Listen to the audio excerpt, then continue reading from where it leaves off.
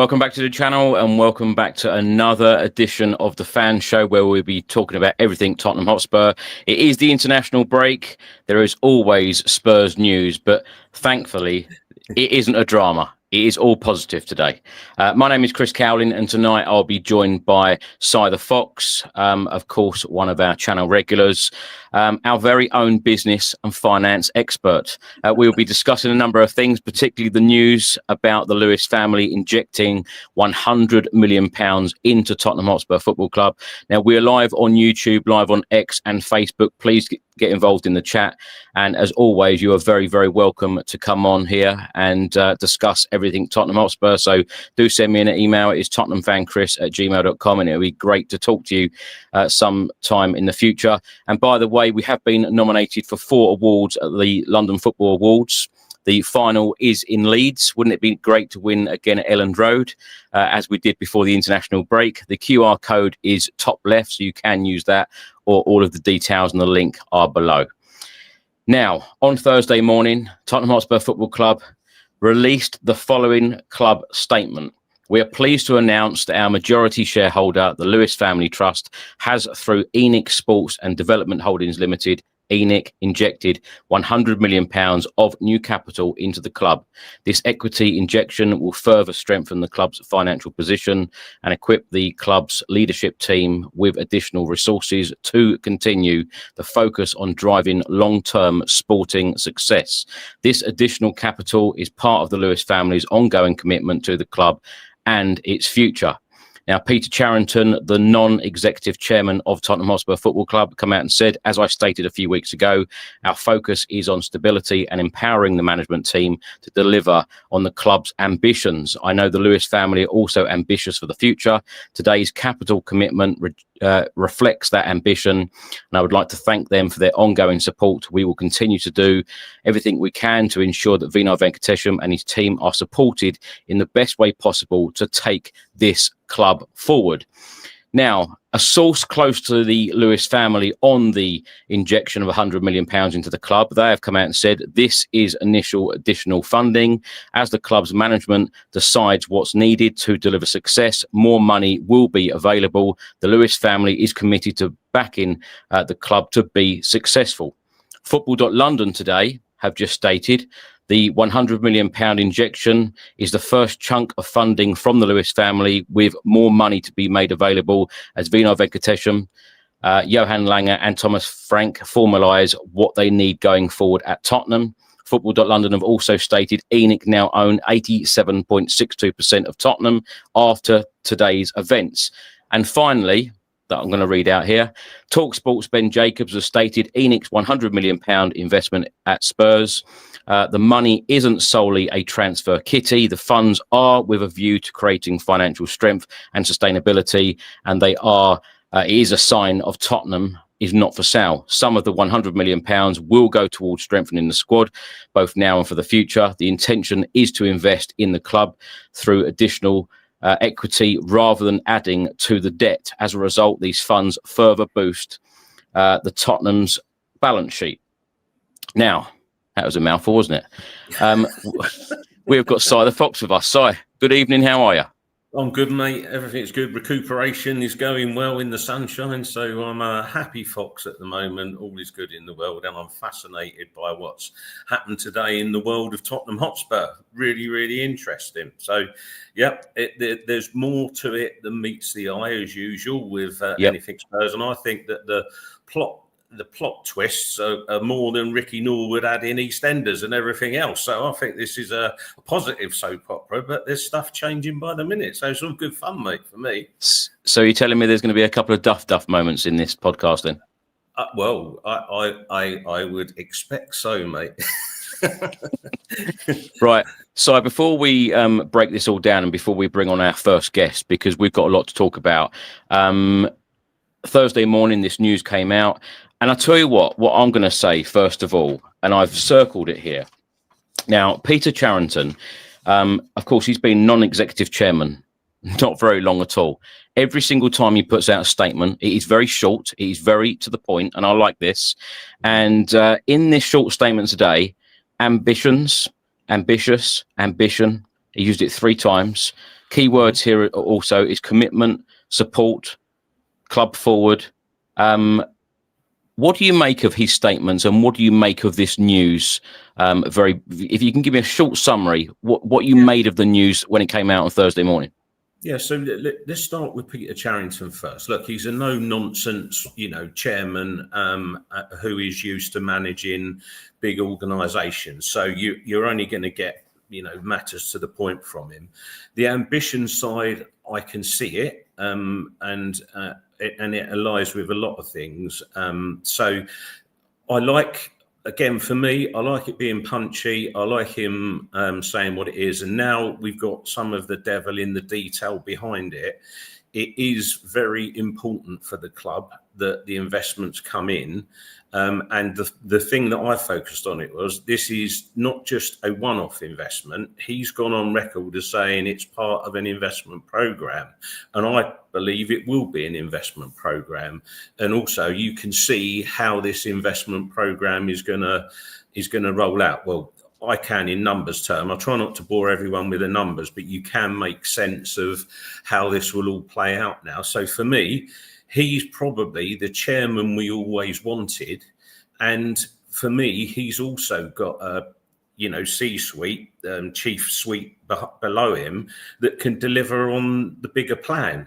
And, Vinay being the CEO, as opposed to dear Mr. Levy and the chairman who was dear Mr. Levy, this club is going to go in a completely different direction. And, I do think they will show ambition. And also I can understand why they're saying that not all of the capital will go into the transfer market, but will provide funding for the football club overall. And one thing I would like to touch on, which I will go into a little bit detailed later, it is not going into the property ventures. This is going into Tottenham Hotspur Limited, which, as we'll show later on, owns the companies underneath it that run the football team. This is not to do with any of the, many companies they have, Tottenham Hotspur Stadium Limited, Enfield company, blah, blah, blah. This is for the football team. So, yeah, love what he's saying. I love the communication style. I love the way that Vinny communicates as well. And I think it's all for the better of Tottenham going forward. Is it time to start getting excited? Yeah, absolutely. Because look, if you do the maths, bearing in mind the way that contracts are spread, let's just say, for example, we take half of that money, just pluck any number you want out of it, multiply it by 5, and that gives you the payroll, the finance that we can go and get a player on. So if we took 50 million, that basically means in fees and salary packages, you've got 250 to go and spend in the market.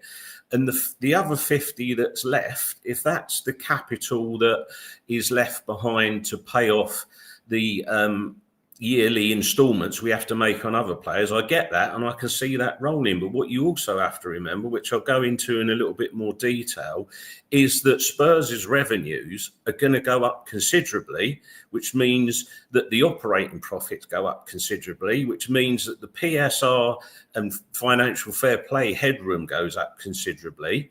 And therefore, you end up with a team that's able to compete for, in my opinion, better players, etc. It just all snowballs out, really, mate.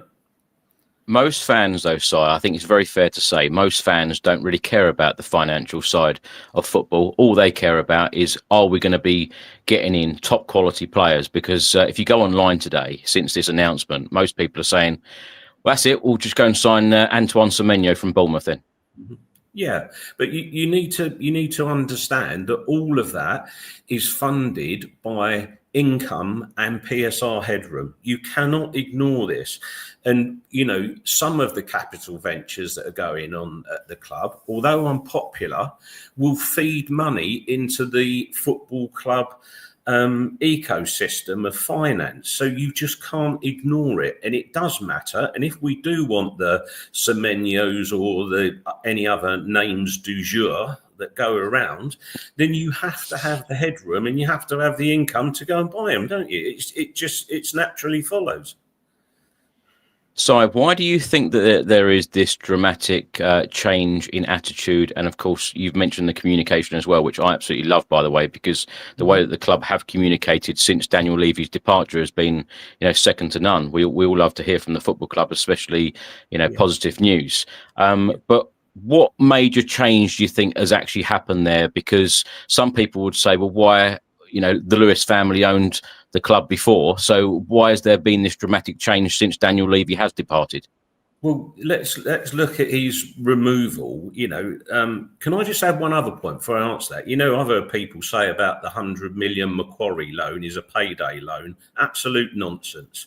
What happens is the Premier League pay you retrospectively. If you take out a Macquarie facility, you get the money there and then, which would fund what we needed to pay on outstanding transfers in the summer window at a small rate of interest. And this is where I think the change sort of starts happening, is because then Daniel Levy was, risk averse, credit averse. Well, that's not what's going to take the football club forward.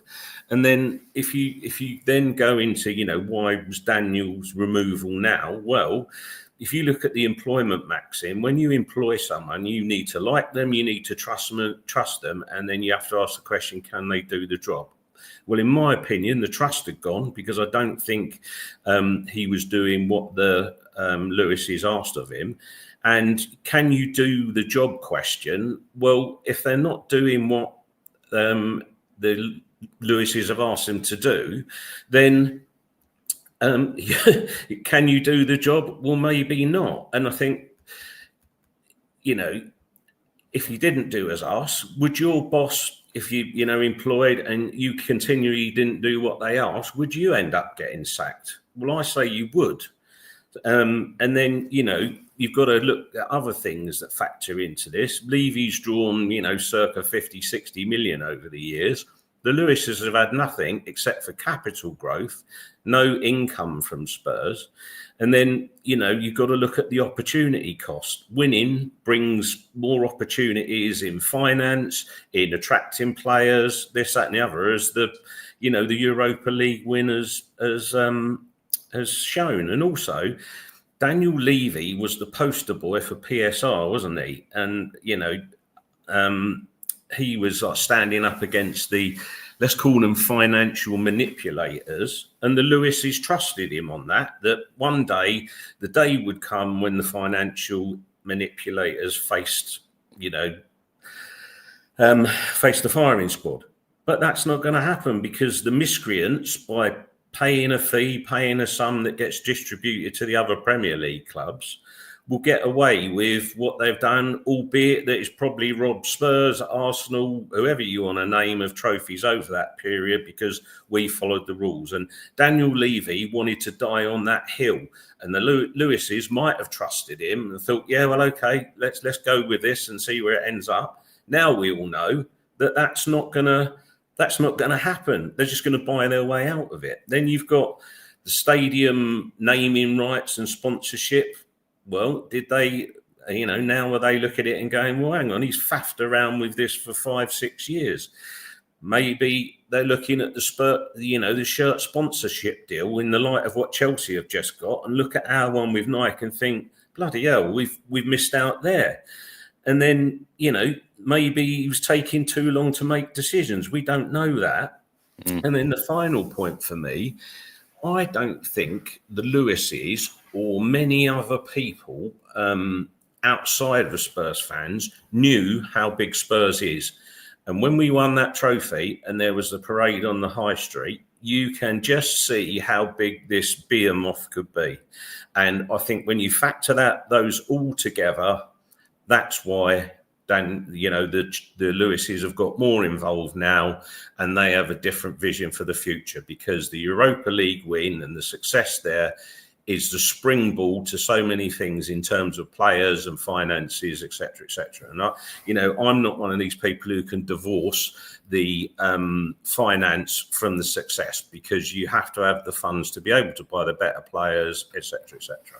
So that's a bit long-winded, but that's what I think, mate. No, that's exactly why you're here, Si, to explain Bless all of you. this stuff. Now, I'll say it again. I feel like these short statements are very, very positive. And, like I said earlier, to use the word ambition, 3 times in this very short statement. And of course, so many Spurs fans have said in recent years, I was going to say in recent years, probably since Pochettino days, I suppose, of him saying that we need the furniture to go in the mansion and, back the manager. How many times have we heard on this podcast, fan show, etc., back the manager, so many managers we've gone through. And even in this club statement, it says we will continue to do all we can to ensure that Vinay and his team are supported in the best way possible to take this club forward. It's a very positive statement, isn't it? Like I asked you earlier about, is it time to get excited? What would you say to those people that have doubts? Because some people could say, well, why didn't they do it in the past? Yeah, but I still go back to that point because the circumstances were different in the past. We know that they'd handed trust and ownership to Daniel Levy, and like I said, that point for me is, was he doing what they asked? Well, for me, it now appears that he wasn't, because they've taken the ultimate sanction and removed him from his job. And when you look at it in that context, that kind of makes the pieces of the jigsaw puzzle fall into place. Because, whether people want to be disrespectful and call the Macquarie money a payday loan and then a further 100 million in as a share capital directly into the football club. And I'm going to keep reiterating that, because it's not for the property projects. It's not for anything else. This has gone straight into the football team. Then, they're obviously going to, I suppose, as in life with all of us, you have to put your money where your mouth is, don't you? And they're going to look absolutely stupid if they've allegedly, and I do think it's allegedly, turned down all of these offers, for people to put money in, because they know what they can generate themselves. And you have to go back to, what Tavistock is, which we'll touch on a bit later. Mm-hmm. But, let's be honest, the Lewises and the greater Tavistock group know how to make a buck, don't they? They know how to invest. They know how to grow businesses. And I just think it's simply why the Lewises have had this change of heart now is they weren't happy where Daniel Levy was taking the club. And that, I think, is the overriding factor for me on everything. And all of us Spurs fans have sat down and said, show us your money. Well, they have. And I go back to Peter Charrington's statement about the ambition. This is part of an investment strategy. This is not it. This is part of an investment strategy. And if you're going to, go for an investment strategy, you have to have trust in the people that are delivering your strategy. And then I know I don't like mentioning the Woolwich Wanderers down the road, but Vinay there showed what he could do with a football club. Well, now he's running Spurs, so let him show what he can do here. And Peter Charrington, his expertise is unquestionable. Let him be the chairman. But you couldn't do any of that with Daniel Levy in the pie saying, don't do this, don't do that, don't do the other. I want to do this. Simple as that for me. I love the fact that the source close to the Lewis family has come out and said more money will be available. And of course, Football.London have said pretty much the same thing, that this is the first chunk of funding from the Lewis family with more money to be made available.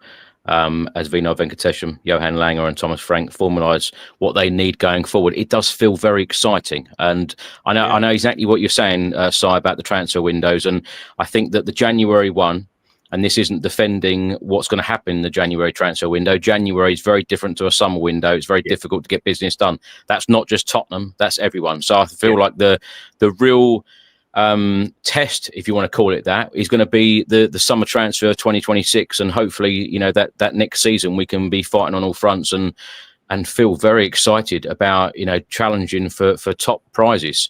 Anyway, Si, we've got a lot to talk about. I know we've spoke about this for 20 minutes already, but we're bringing our first guest, and we'll go through a number of other questions and more points. We're going to go all the way to New Jersey first of all, and bring in Matt. Matt, how are you? Hello, Matt. I'm doing very well, gentlemen. How you doing? Yeah, we're good. All good, all good. I know you're a very positive person, very lively anyway, Matt. But how are you feeling about this news?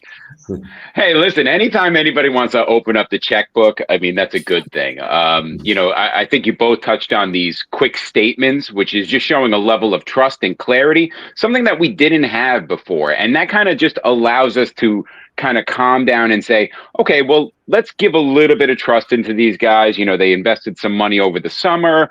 They moved on from Levy because, like you guys were speaking about, he didn't hit specific metrics, and in today's business, it's all about metrics. It's all about the numbers. And I think I really enjoyed listening to Cy talk about the financials. I know, Chris, you started off this whole thing about saying a lot of us are not into financials, but like I am a stats geek. I love science. I love math. So all those numbers are great. And Cy made a really good statement at the very end when he said, like, you can't not support your team and not be concerned about your financials, because they are kind of like associated with each other. I mean, we see the example that like Aston Villa is in. They can't sign anybody because they were spending like, I think 94% of their turnover last year.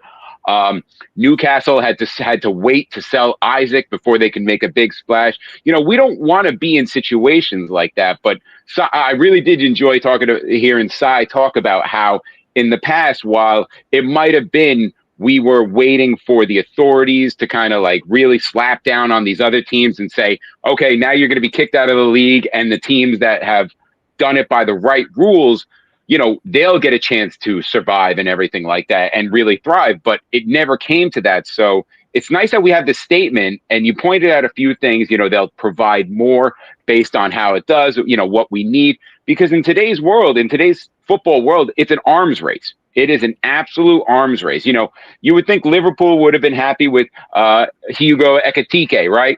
Incredible player. No, let's bring in Isaac too. I mean, it's an arms race, and we have to keep up. And it's great that we get these statements, like very short to the point, but telling at the same time about this. And I think you guys spoke about planning for the windows and everything like that. You're both very correct. I think the summer window will be the big thing. But what was very interesting is that I forget where I heard it. It might have been from a Thomas Frank post-game interview. He talked about how he was already speaking with the upper management about the transfer plans. So they do have a real plan, and you guys touched on a lot of this stuff. I think it's all about trying to maximize the value. I mean, it sounds terrible to talk about our team, our club that we love, like an asset or some kind of financial thing that's publicly traded. But in today's world, we kind of have to take that with it. So it's good that we got this transparency. I think you guys hit on a lot of really nice points. And I could listen, seriously, I could listen about financials for years, for hours. I really enjoy when like that Swiss website comes out with the Swiss Ramble, and it gives you like like all the financial and, this and the last 5 years of performances. Yeah, again, I have issues. I like numbers. I got issues. Do you know, Matt? I think Si's messaged me today about 3 times saying I don't want to seem too boring about financials. See, he's got you all excited about finances. You should check my pulse right now. Like it's like definitely like 90 beats per minute right now. I'm excited. You talk about numbers, I am in. Can I just add a number here, Chris? And this is what people, I was going to make this as a later point, but perhaps I'll throw it in now. What you need to, or what not with you, that's rude. What people need to appreciate, where finance comes into it, is Spurs last year. We had a turnover of just over 500 million. Okay, and our wages and transfer figure turnover to wages was, let's just say it's 40%. Okay, so therefore, if you can go up to 75% on those numbers, we could go up to 375 million of wages and transfer spend in the PSR cap. If you then look at what we're going to do in this current year, right, I would expect, and again, I'll come to the numbers if anybody wants to talk about it, we are going to take our turnover to north of 600 million. Okay. And in numbers terms, that gives us another £75 million worth of PSR headroom. And what you need to remember there is that then allows you to pay bigger wages, get better players, etc. So that's where I say the two are linked. So you just can't ignore one without the other. Then down the line, down the chute, you've got a hotel coming on board that will feed money into the football club. Whether we like it or not, it will. And that hotel is absolutely crucial to us getting the 2028 Euros stuff at our ground. And then you've got the news coming out this week. Spurs, in all likelihood, will hold a Super Bowl before 2030, which will generate profits. That goes into the stadium. Wow. And then one other point on this, we doubled the number of events that we can have at the stadium. So if we've now gone for, and this is where you're going to see this big uplift in the 25, 26 accounts that we put in, you're going to see our revenues from that alone go from round about probably 50 million to 100 million. And that's why finance and football now cannot be unlinked. I'm really sorry, but it just can't. And people go, oh, yeah, that they won't put the money into the club. Well, hang on a minute. You've now got an executive chairman telling you exactly that's what they're going to do. Now, he's either a barefaced liar or he knows what they're going to do. Right, Matt. So with all what Si's been saying, the next question, I suppose, is when are we winning the league then? Oh my God. I was actually just about to give props to Beyonce. You know, if she has a few more concerts, I think we're making $5 million per concert. I mean, we should just build her a stand at that point. If we're making all that, we could improve it like from 50 concerts to 100 concerts. I didn't know about this Super Bowl thing. I mean, that is massive. Just the amount of like eyes that will be on it. I am not a big fan of the NFL. I think it's barbaric. I used to play it, caused a lot of problems with my back, my knee. Not a big fan of it. But at the same time, I cannot look away from the fact that every eye is on it for that one day. There is no other TV on in the world that does not have it. I think, you know, that is a very smart move. We're just creating all these opportunities to make so much more money besides of what's on the pitch, because we've seen things go pear-shaped very quickly. You know, like last year we had our league form, which was terrible. You know, and that really could have cost us financially. It could have cost us investments, could have cost us a lot of different things. Yeah, we had the caveat of winning the Europa League trophy, but, you know, we got to safeguard in the future for a situation like that in case we do come into something catastrophic. I mean, we were on the precipice of something catastrophic this year, right at the beginning when Madison goes out, Sonny leaves, we're missing like, you know, and we needed something in. It was very clear that we did not have a creative hub, at least until Kulusevski comes back. I mean, I appreciate the front office for reaching out into Xavi, bringing him in. Very good deal. I think we're starting to see some of that play in there. But, you know, all these different financial things are just showing that we're in a very good state to be poised to move on to the next and build upon that, to actually build upon the trophy that we won last year. You know, if we hang on to this, you know, if this year we end up in the, I'll be conservative and say like top 5 and do a couple of like runs, you know, cup runs, maybe in the Champions League, we get to the round of 16, which I do think can happen. You know, we could build on that. And then to answer your question, Chris, you know, I don't see us not challenging at the top in like maybe 2 or 3 years if these players continue to develop, because if you look across our entire squad, there's so many players that are 19, 20, 21, 22, 23, and they're all like gelling at the same time while also keeping those captains like Romero, those old heads, Ben Davis, who could kind of could talk about like experience and show these things. So I think we're very well poised, and this clarity from the ownership, these statements about how we will spend, we will match these rivals and their spending. It's all good news. You know, we don't want to go the way of Leeds. I think I've gotten into it with a few fans who are saying we need to increase the, and you both touched on it. We need to increase the percentage that we're spending on turnover to, wages and stuff like that. And I think Sai was saying it's 40%. Actually, Sai, it's 42% because that's my favorite number, because 42 is the answer to life's question. Remember that. Oh, yes. I'm sorry, Hitchhiker Guide to the Galaxy joke for everybody. But it's all good. It's very good. Chris, can I just make a point? I want to answer something. I think we will go very close to winning the Premier League by 2030, if not win it.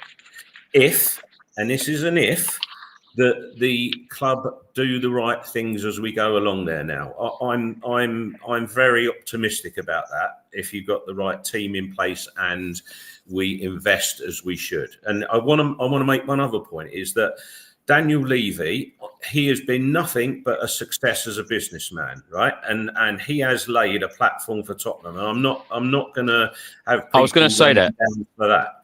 I was going to say that, Si, because the position that we're in, like Matt just said there, and there's a lot of comments coming in saying pretty similar as well, that, you know, we have always been a very well-run football club. But, you know, I think Matt's absolutely right that, you know, it's now where we take that step forward. And of course, that's what the club statement said as well, moving forward.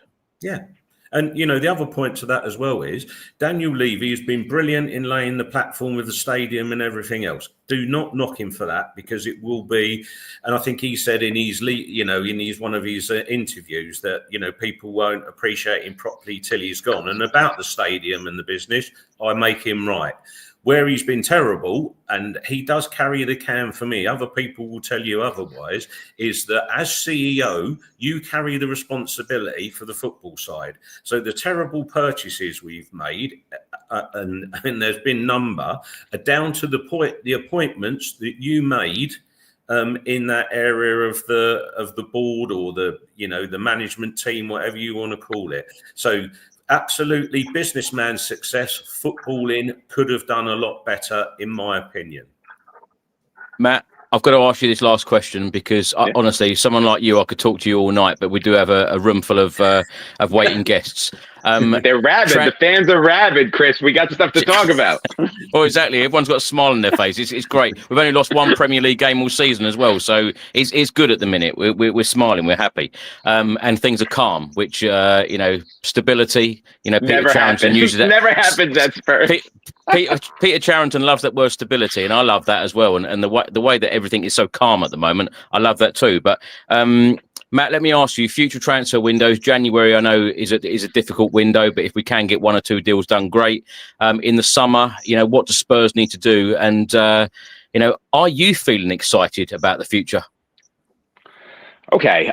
Yes, I will start with the last question. I am excited about the future. I love seeing young players. You know, I love hearing about our academy teams doing well. You know, I know Williams Barnett just signed his first contract at 17.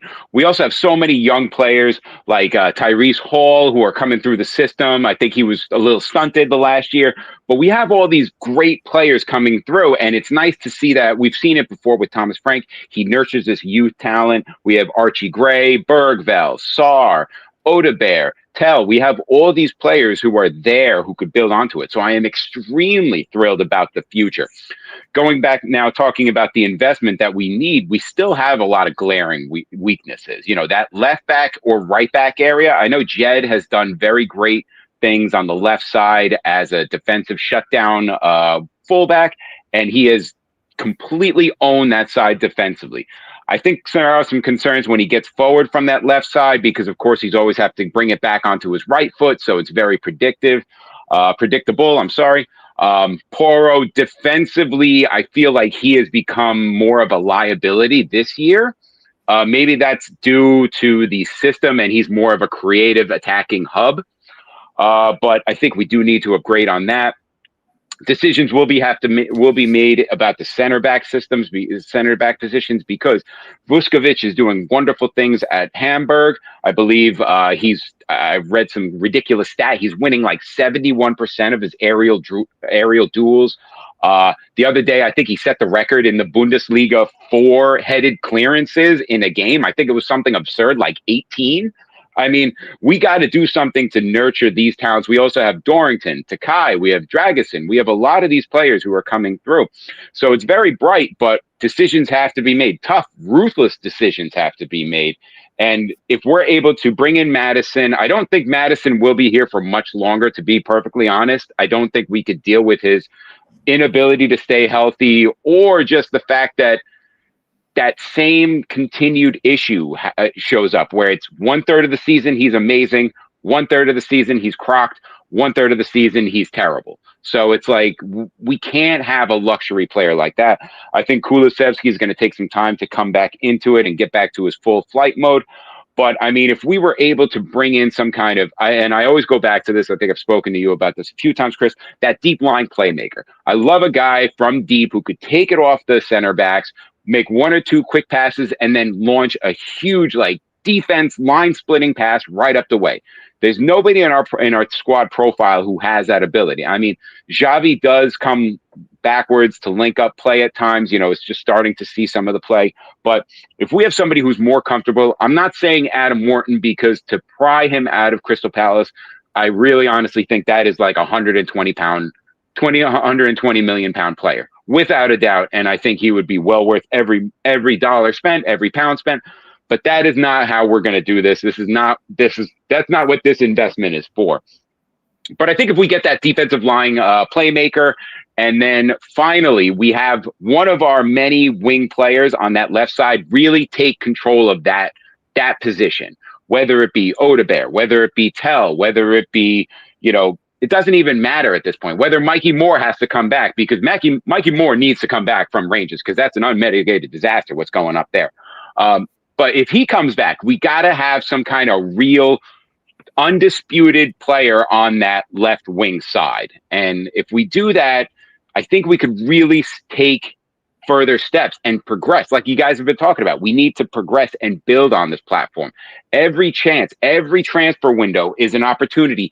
Even if you're just bringing in depth, just to raise the floor, you want to keep raising that floor while also bringing in players that could raise that ceiling. It's got to be like, you have to do both at the same time. It's like going up a staircase with a whole room, basically.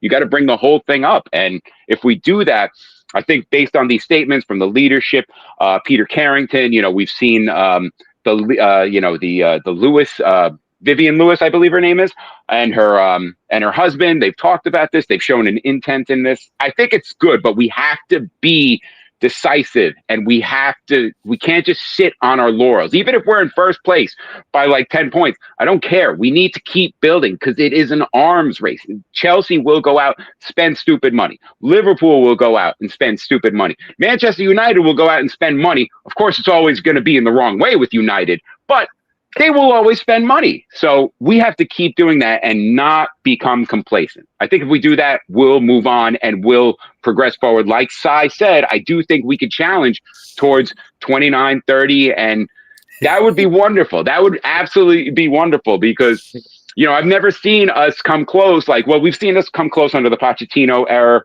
but it's like a sustained period, like something that we could really take and roll with. I think that would be wonderful to build on. Chris, should we sing the song that's just come up in the chat?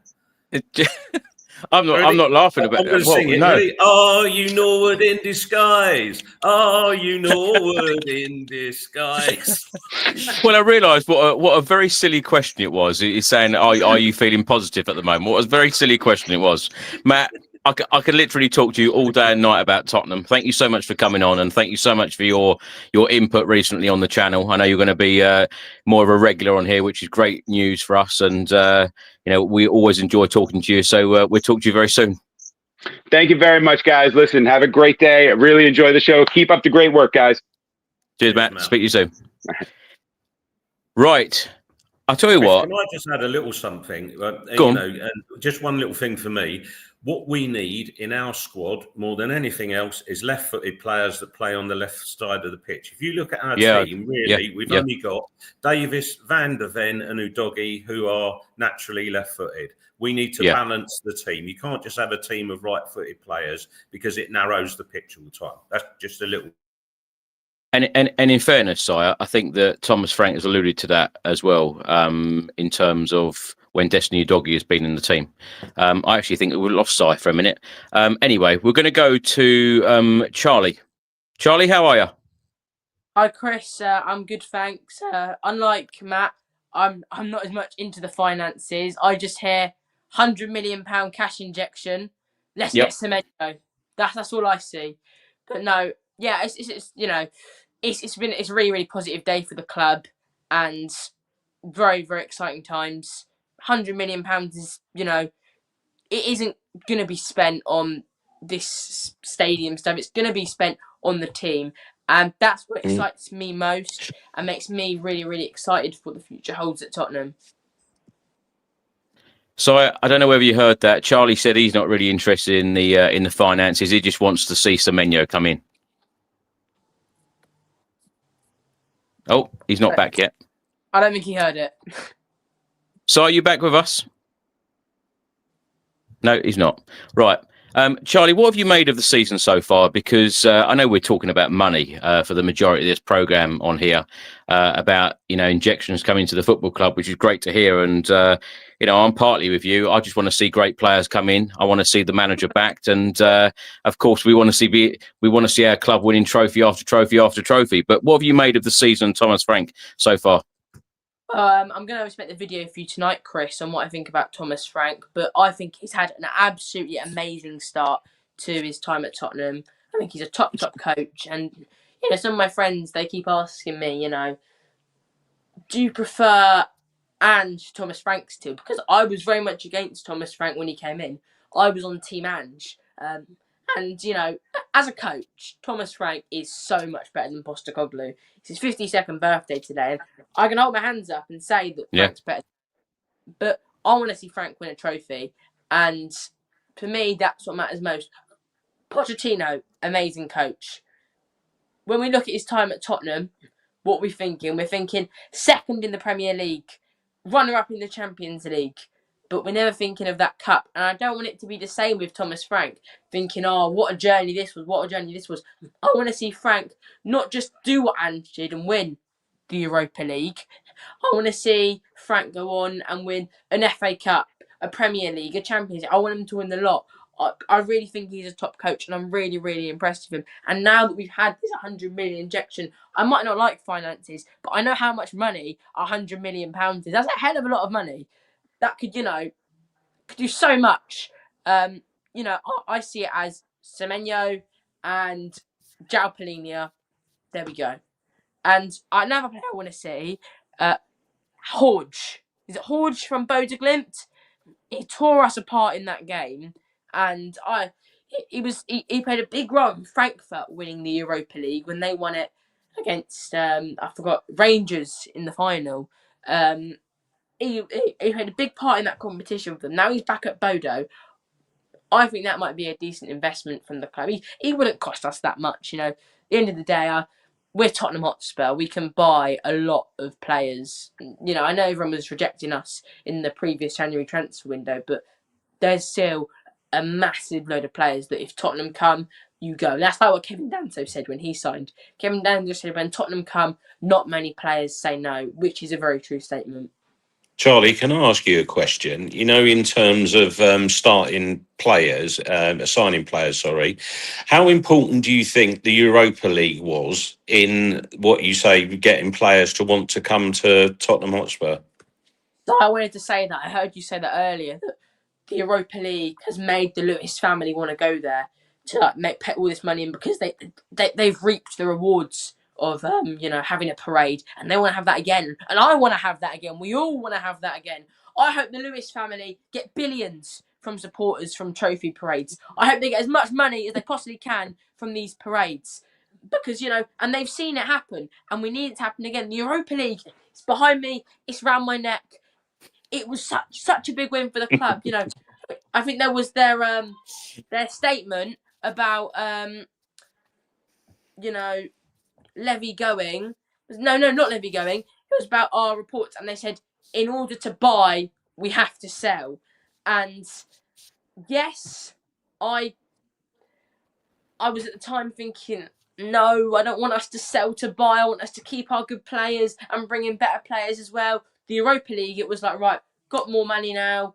Now we don't have to sell to buy. We can sign a new contract for Romero and go do more things. And this is why I think this Europa League is so huge. And I completely agree with you on that side, that we need more parades and that, more trophies. It's the best for everyone. It's funny, some of these comments. Sean says, Chris, you need to take a chill pill. Rome wasn't built in a day. The trophies will come, but be patient. I think I've been very patient, actually. I'm sitting here. I'm sitting here with a smile on my face. What was? I don't understand that one. Yeah. Patience. How can you talk to a Tottenham fan about patience?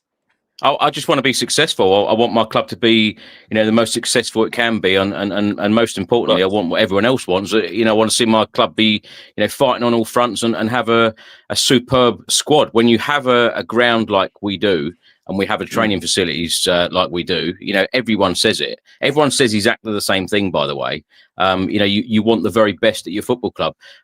Si, let me ask you, because Matt mentioned about Matisse Tell, and Matisse Tell in the last couple of weeks, he was heavily involved in the equaliser for João Palhinha in our 1-1 draw at home against Wolves. Of course, scored against Leeds. There's been a lot of criticism aimed at Matisse Tell. He's still only 20 years old. I think a lot of frustration amongst the fan base was the fact that we signed him for a lot of money. Some people thought that we could have put that money to an experienced player rather than a rising star. What have you made of his time? And I must say as well, I absolutely loved the moment. Standing at Ellen Road at the end of the game, all the plaudits and all of the singing was from Hammy Kudus. And then Thomas Frank went over to Romero and said, "Where's Matisse Tell?"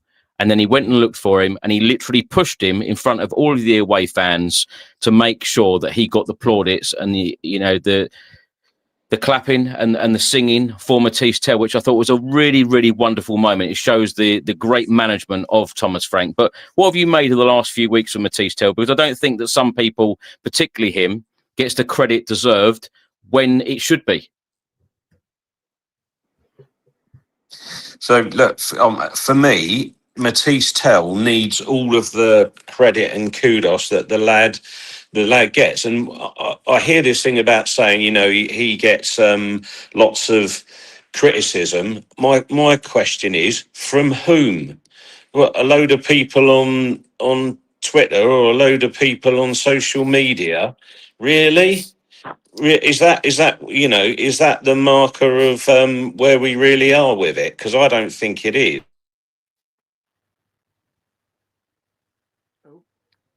I think we've lost him again. Charlie, let me get you to have your say about Matisse Tell.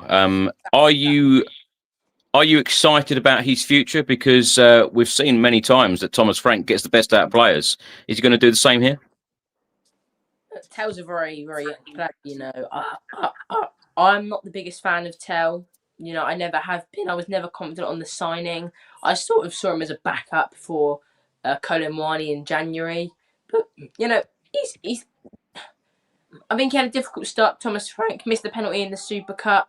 Obviously didn't get picked for the Champions League. I think that really affects him. But the way he's bounced back has been incredible. Like you said, played a big part in the goal for João Palhinha against Wolves. Scored, in my opinion, was a really, really good goal against Leeds. So yeah, I think he can be a top player, and whether it's on the wing, whether it's up front. I know I watched a lot of him in the under 21 Euros. I watched a lot of France in that with my granddad. Not a lot, but I watched a bit. And, he was the main man. He was scoring the goals. He had Odebert out on the left. And, I think Tell's an exciting player. I think he can do well. I'm not the biggest fan of him, but I hope he can prove me wrong. I hope that he can score the goals that we need him to do. And I think, maybe my dad keeps telling me, Charlie, give Tell 2 years and he's going to be incredible. I think he really, really could be. So, I really hope Tell can be the player that Bayern Munich thought they were signing when he was 16. I think by now they expect him to be one of the best in the world. And that's why they've sold him for 30 million. That's another thing I see, why Bayern sell a player who's only 20 for 30 million. But maybe that's because Bayern are a bit impatient, They're a very successful club, Bayern Munich. And I'd love if Tottenham were as successful as Bayern Munich. But maybe that Tottenham are going to be a bit more patient and think, right, we'll give this player some time. And then, we'll sign some really, really good players in the next couple of years to take that spot before Matisse really, really comes through and does what we need him to do. Charlie, last question for you. There are reports at the moment about Radu Dragushin possibly going out the door, being sold by Spurs in the January transfer window. How does he get back into the starting 11 when you've got the likes of Romero, Mickey van der Ven, and when you think about Kevin Danso, I often talk about when players get their opportunity, grab it, and Kevin Danso certainly does that. And when Matt earlier said about Luka Vuskovic, grabbing his opportunity when his loan spell ends and he comes back to Tottenham. He is a real rising star, a superb centre back. But what future do you think holds for Radu Dragushin?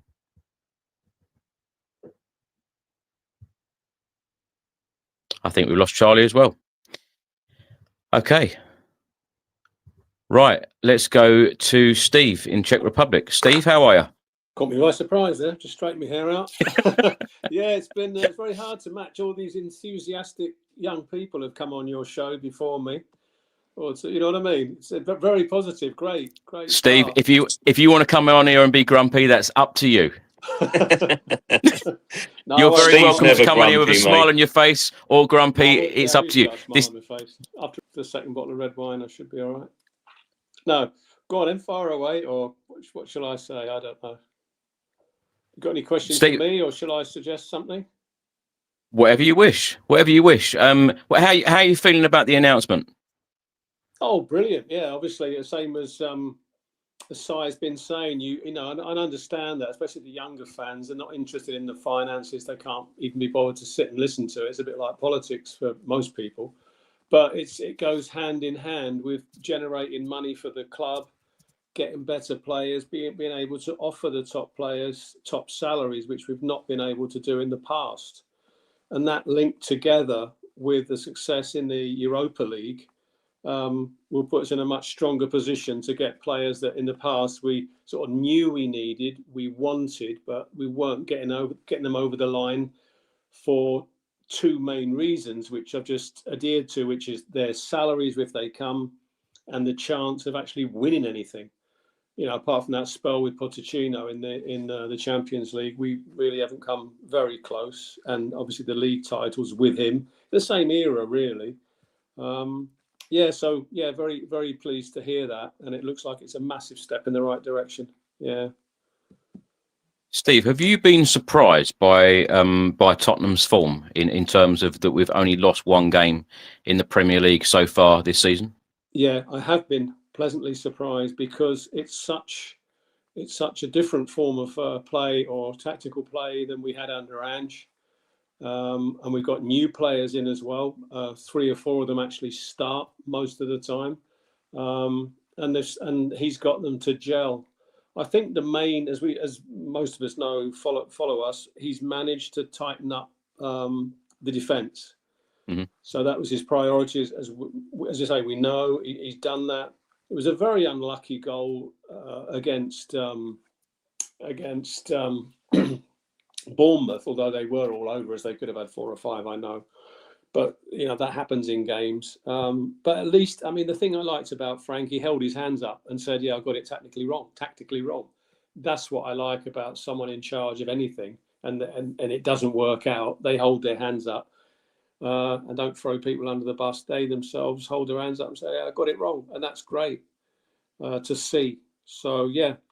It's unbelievable, like you said. Okay, we had a tough game in the Champions League away at Bodo.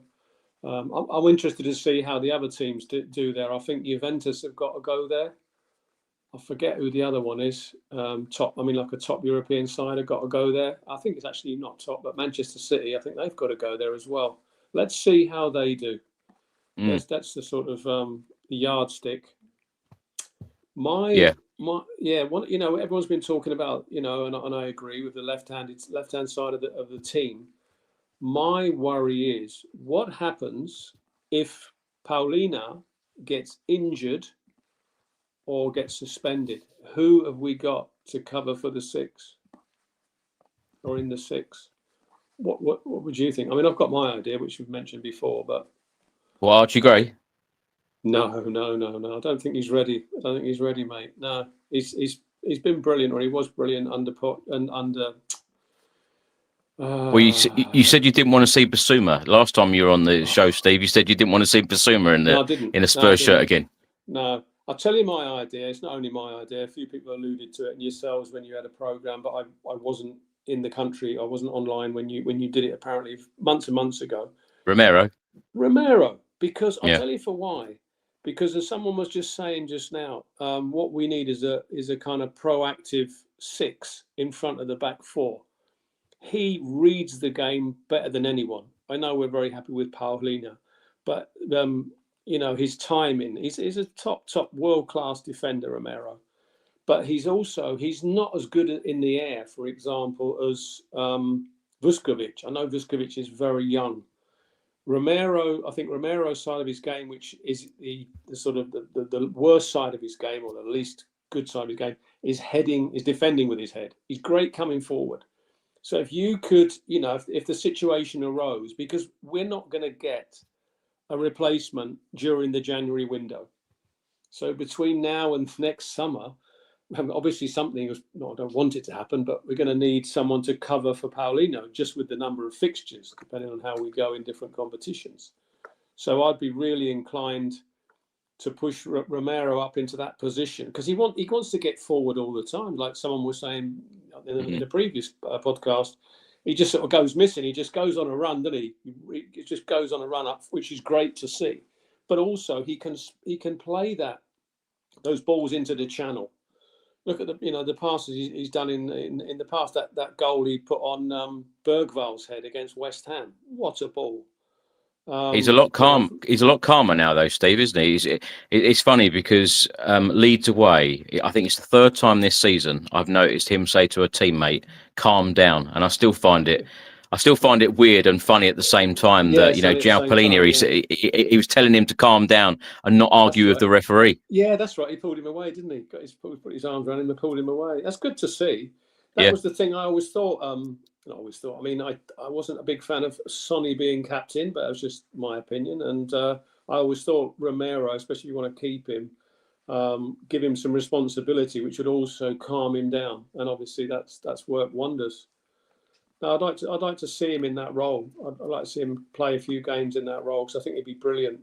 Because he's defensive minded, obviously, and as I say, his timing is brilliant. The same as Paulina's timing is fantastic.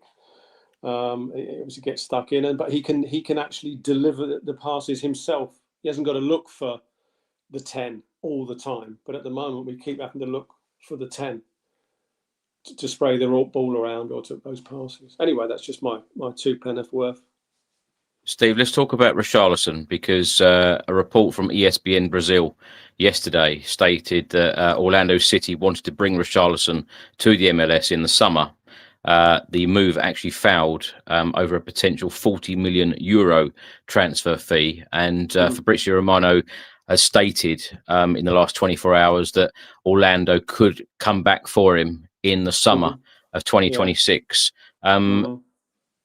What do you think will happen with Richarlison and his future? Will Spurs decide to sell in the summer, would you say? I think most definitely, yeah. I think once he sees, hopefully we see that Solanke comes back and starts to bag the goals, or even Tell, and it all starts to gel up front. We get Moani back, and they start getting some decent service, which they will do from both wings, hopefully, and from the 10. I think we'll see Richarlison playing less and less games, and if he doesn't want to go himself, I think we'll try and sell him anyway. I think he's had enough chances. In my opinion, I'd be pleased if he does that. I'd be better for himself. He's just not working in the Premier League. He's never been a top striker with the numbers for Everton or even for Watford. So I don't like the way he keeps ending up on his arse nearly every game. It's embarrassing. I don't want to see my centre forward every time he gets a nudge, someone puts their arm on his shoulder, he goes down. It's no, and he's not scoring, as well most of the time. He had a good start, and it just petered out. Can I ask you a question? Let's just say your fairy godmother grants you a wish here. Who are you wanting to play on the left wing for us? Wow, Yeah, I think it's, for me, what I've seen just recently is Semenyo from Bournemouth as one that springs to mind immediately. Yeah, probably him, because he knows the Premier League. He can play on both wings. He's great with both feet. He's reasonably good in the air. Yeah, definitely, I would go for Semenyo. Yeah, and I don't think that's now. We've got this money coming in, the finances. He's already got a former player with him in Solanke up front. If he did come to us, he'd have a former player there, somebody he knows. Not that it matters to a lot of these players, I suppose, but no, I'd like to see that. Can I ask you a quick follow-up question? Yeah. Let's just say we've got this fictional 250 million quid budget available to us now. Would you go and drop 100 million quid on Semenyo? Yeah. Okay. Yeah, I would. I would. And I'm just saying it like, called blasé, and it's not my money. It's not real, if you like. Yeah, because it's so important. It's an investment in the future. It's like what we've been saying already. It's the step up. If you ask that of a Liverpool fan, it also wouldn't bat an eyelid straight away. The top teams, and we've always been a top 6 team, but let's really kick on now. And if we can get a player like that, that would just be amazing, wouldn't it? It would just be fantastic. I love how fans talk about transfers, and even Thomas Frank said the other day, it's not Football Manager. Every fan thinks they're playing Football Manager of like, we've got this amount of money, let's just go and get him. Like it's just so simple, like going to the shop and getting some bread and milk. It's like go and do that. That's it, sorted. Yeah, no, like you said, if you had a fairy godmother who could just wave a wand or the money was available, would I pay it? You know what I mean? It's I know it's also down to the player as well. He might look at Spurs and think we haven't done much. We won the Europa League Cup. Do you know what I'm saying? He might want to go. Apparently, he's an Arsenal fan, isn't he? Oh God, is he? I heard that rumor as well. So Yeah. Listen, King Hoddle, West Ham player, and he he showed his true colours when he came and played for us. King Hoddle says here, I would. It's not my money. Yeah. Steve, are you? Last question for you. Are you confident that our unbeaten run will continue when we return from the international break against Aston Villa? Against Aston Villa, they're not firing like they were last season, but they're coming back to form. But I always go and watch them in a pub in Prague, and they got a big group of fans in there. And last summer, I wound them all up when Sonny got the breakaway goal. So in answer to that, I think we will. I think we've got we're not playing top of the table teams, but as we've already seen with Wolves, no game's easy. But I think we'll continue. But I really think we need to keep our feet on the ground, because we can get ahead of ourselves sometimes. With results. I did predict, by the way, didn't I? The Leeds result. Do you remember? You went for a 1-1. I said 2-1. You said I like positivity, Chris. Brilliant. Not a big deal. I know it's not a big deal. I should put some money on it, but I never do. It's like horses. Yeah. No, you got to remind me, Steve. We talk to a lot of people. You got to remind me when you predicted something right. You got to remind us. People. It's a bit of fun. So anything I get right, you can ask the missus. Is there anything you got right? You got the Spurs result right. So everything's fine, looking great. Like I said, just worried about the 6. What if he gets injured? But I would put Romero in there and put someone else in Romero's place at the back. It's nice, isn't it nice, Steve, for someone like you? Isn't it nice to come on here and talk about such positive things rather than coming on here and having a moan about things? Isn't it nice? Yeah, definitely. Not that I'm saying you come on here moaning all the time, but I mean it's nice to talk about positive things, isn't it? Yeah. It all started towards the middle of last season, didn't it? In the Europa League, and I said I'm coming over because I believe we could win the Europa League, and I liked positivity, but our league form was diabolical, as we know. But from that moment on, it's been much more enjoyable to be a Spurs fan. Again, it sort of gives you... I've always been a Spurs fan, probably from the same time as Sire, so he's got 1967 there. I started in the 66-67 season when we beat Chelsea 2-1 in the FA Cup. Just before that, Jimmy Greaves was my idol. Anyway, we're digressing. So, it's great to be sort of enthusiastic again. And then with the finances looking like they're going to come in, because that's always been the bugbear, we get the players, some new players in, and we keep going. Very happy with Frank, but I'll do a shortcut and those short videos you've asked for from people. I'll get that done and bore you all to tears with those. Top man. Thank you, Later Steve. on.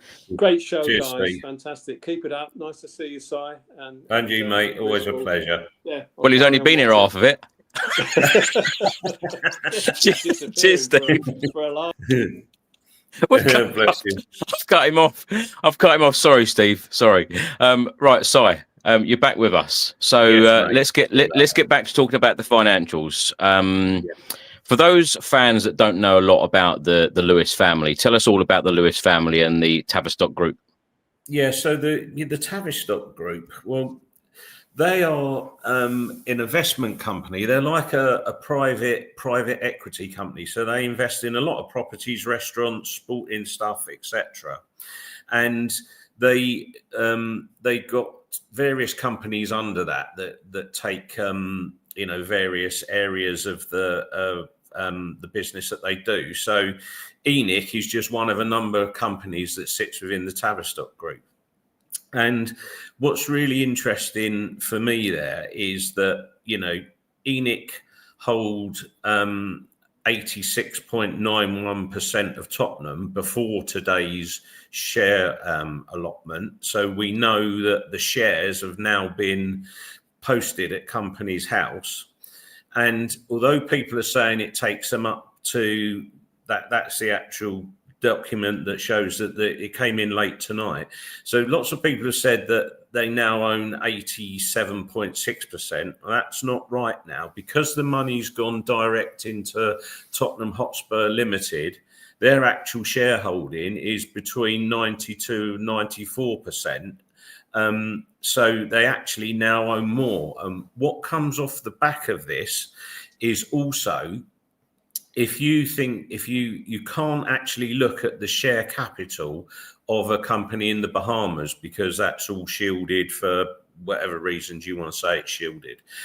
But let's just say, for example, that the ENIC Group at the moment is got a balance sheet worth of 7 million quid.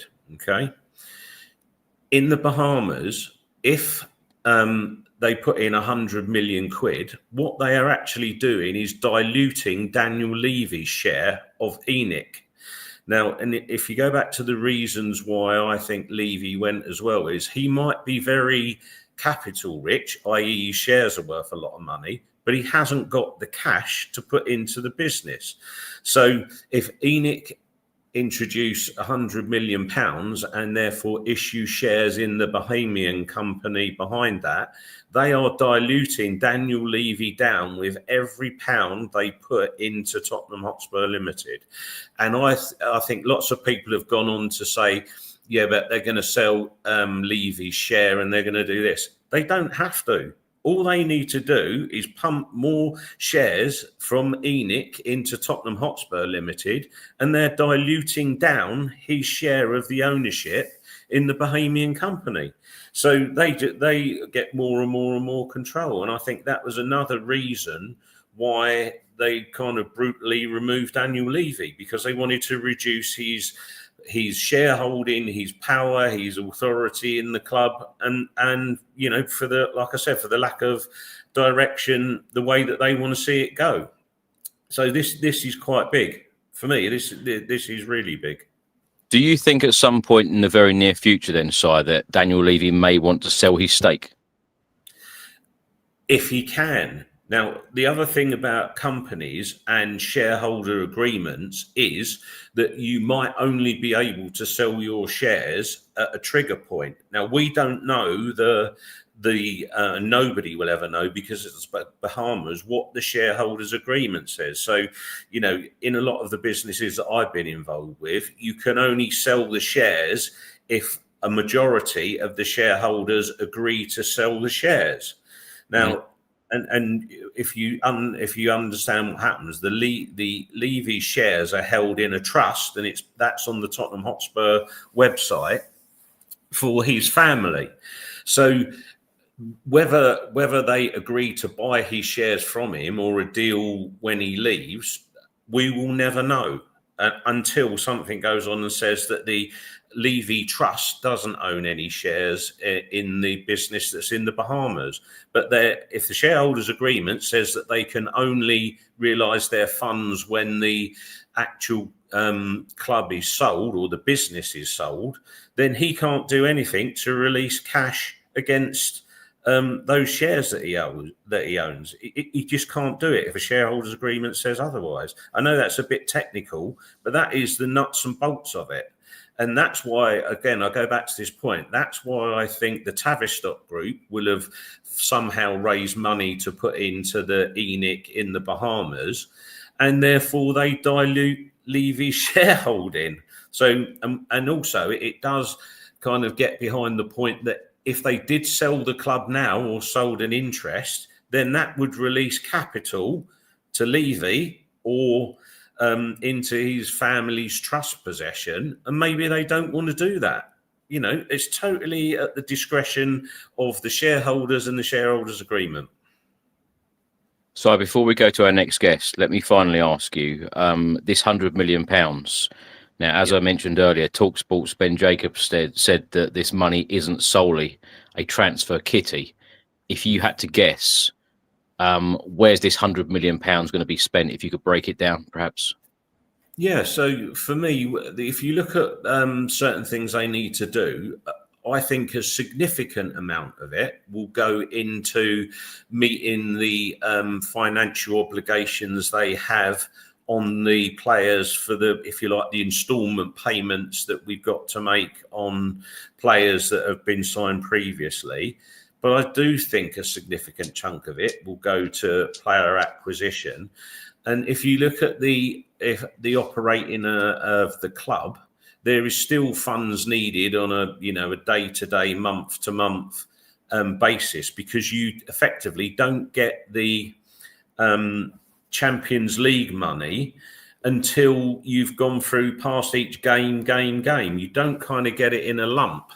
So I think it's a cash flow tool that's been used, to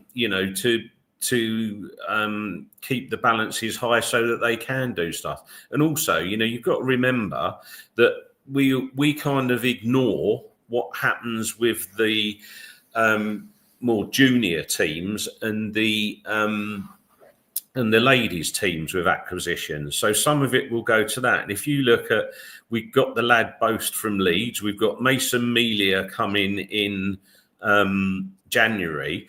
You still have to pay for them. We didn't pay for them, in my opinion, at the time we signed them. You've got to hand the cash over when they join you.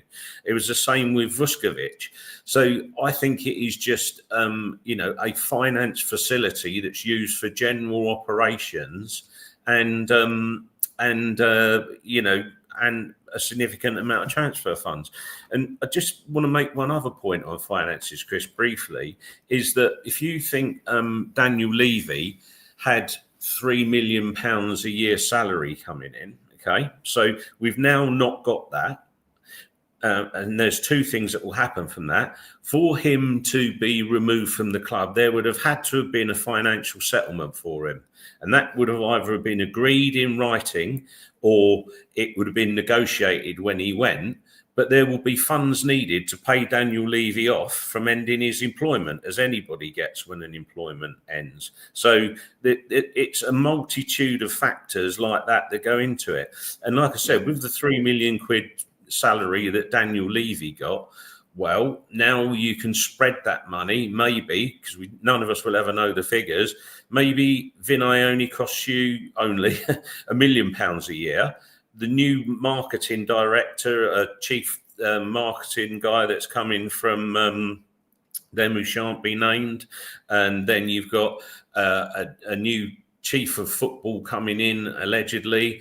You can spread that £3 million to make a stronger team than you could paying it to one individual who was a chairman CEO. So I think those are all factors that, need considering. But don't forget, Daniel Levy will have got a payoff So that cash has to come from somewhere.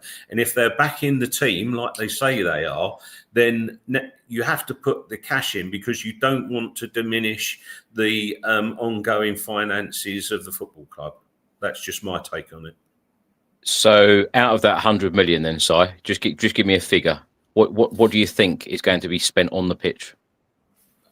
Well, I reckon £50 million will be available for player transfers. But as I've previously said, you have to factor in that will just be the initial payments for players. So if you buy £250 million worth of talent, you've got 50 million quid for down payments, agents' fees, whatever you want to call it at the start, and then you spread the rest of the 200 million over the 4 or 5 years of the contract. So, we all know we've got the PSR headroom. We all know we've got the wage ratio correct. So it can only, a significant chunk of it will go towards player acquisition and wages. And I keep coming back to the point, by it going into Tottenham Hotspur Limited, okay, it is not going into the hotels. It is not going into the white web developments, because all of those properties are owned outside of Tottenham Hotspur Limited. Tottenham Hotspur Limited is the football club. So it can only go on footballing matters and footballing expenditure. Brilliant. Right. So let's go to our next guest. We're going to go all the way to Singapore and we're going to speak to Dustin. Dustin, how are you? All right. How are you? Good to see you again, mate. Good to see you. Dustin, what have you made of today's news, £100 million injection? I'll believe it when I see players holding up a jersey. I think that I've heard what Sai's been saying about how the money is going to be spent. And I think that it's just our experience as fans, seeing money go in, talking about war chest and everything, and then, we're penny pinching over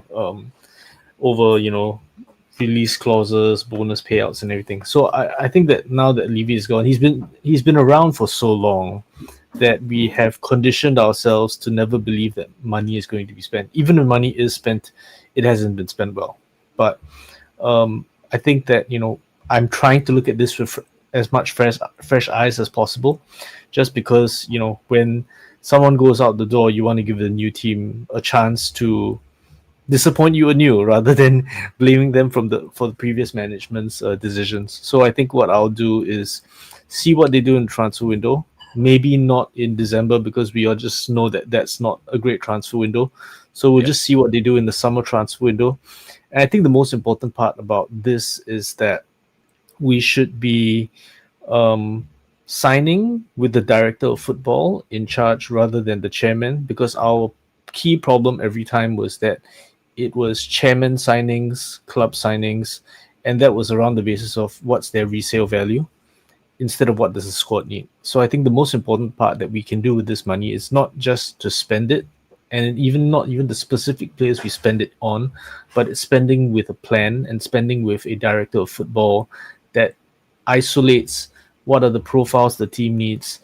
And this goes even beyond the coach, which means that even if something happens to Thomas Frank, the director of football sets that direction where these are the players the squad will need regardless of manager, because even if we change manager, we are going to play with this style that needs these players. So that's the thing that I've seen that's been missing, because we've never had a director of football that actually was above the chairman or even on par with the chairman in terms of signings. Sorry, before you come in and give Dustin your question, I just want to read this comment or this point out from Archer. So the extra revenue streams were supposed to go back into the football team, yet now conveniently they are separate. Could you just clear that up for us? So Daniel Levy always said, whatever money that we make from concerts and other events at the Tottenham Hotspur Stadium, that would always go back into the team. Do you think that is the case? Yeah, it goes into the club. What we've done with it, in my opinion, is we've wasted it. But that's a separate conversation. But you will see, I guarantee you now, you will see when the 2025, 26 numbers get posted, you will see that the commercial revenue has gone up. The only reason that in the accounts that went in for 23, 24, because 24, 25 is not in yet, the commercial revenues went up. And they're going to go up again, and they're going to go up again. That is into the football club. So the other matters that are associated to it are that the cash that we have. We've always been a cash-rich club.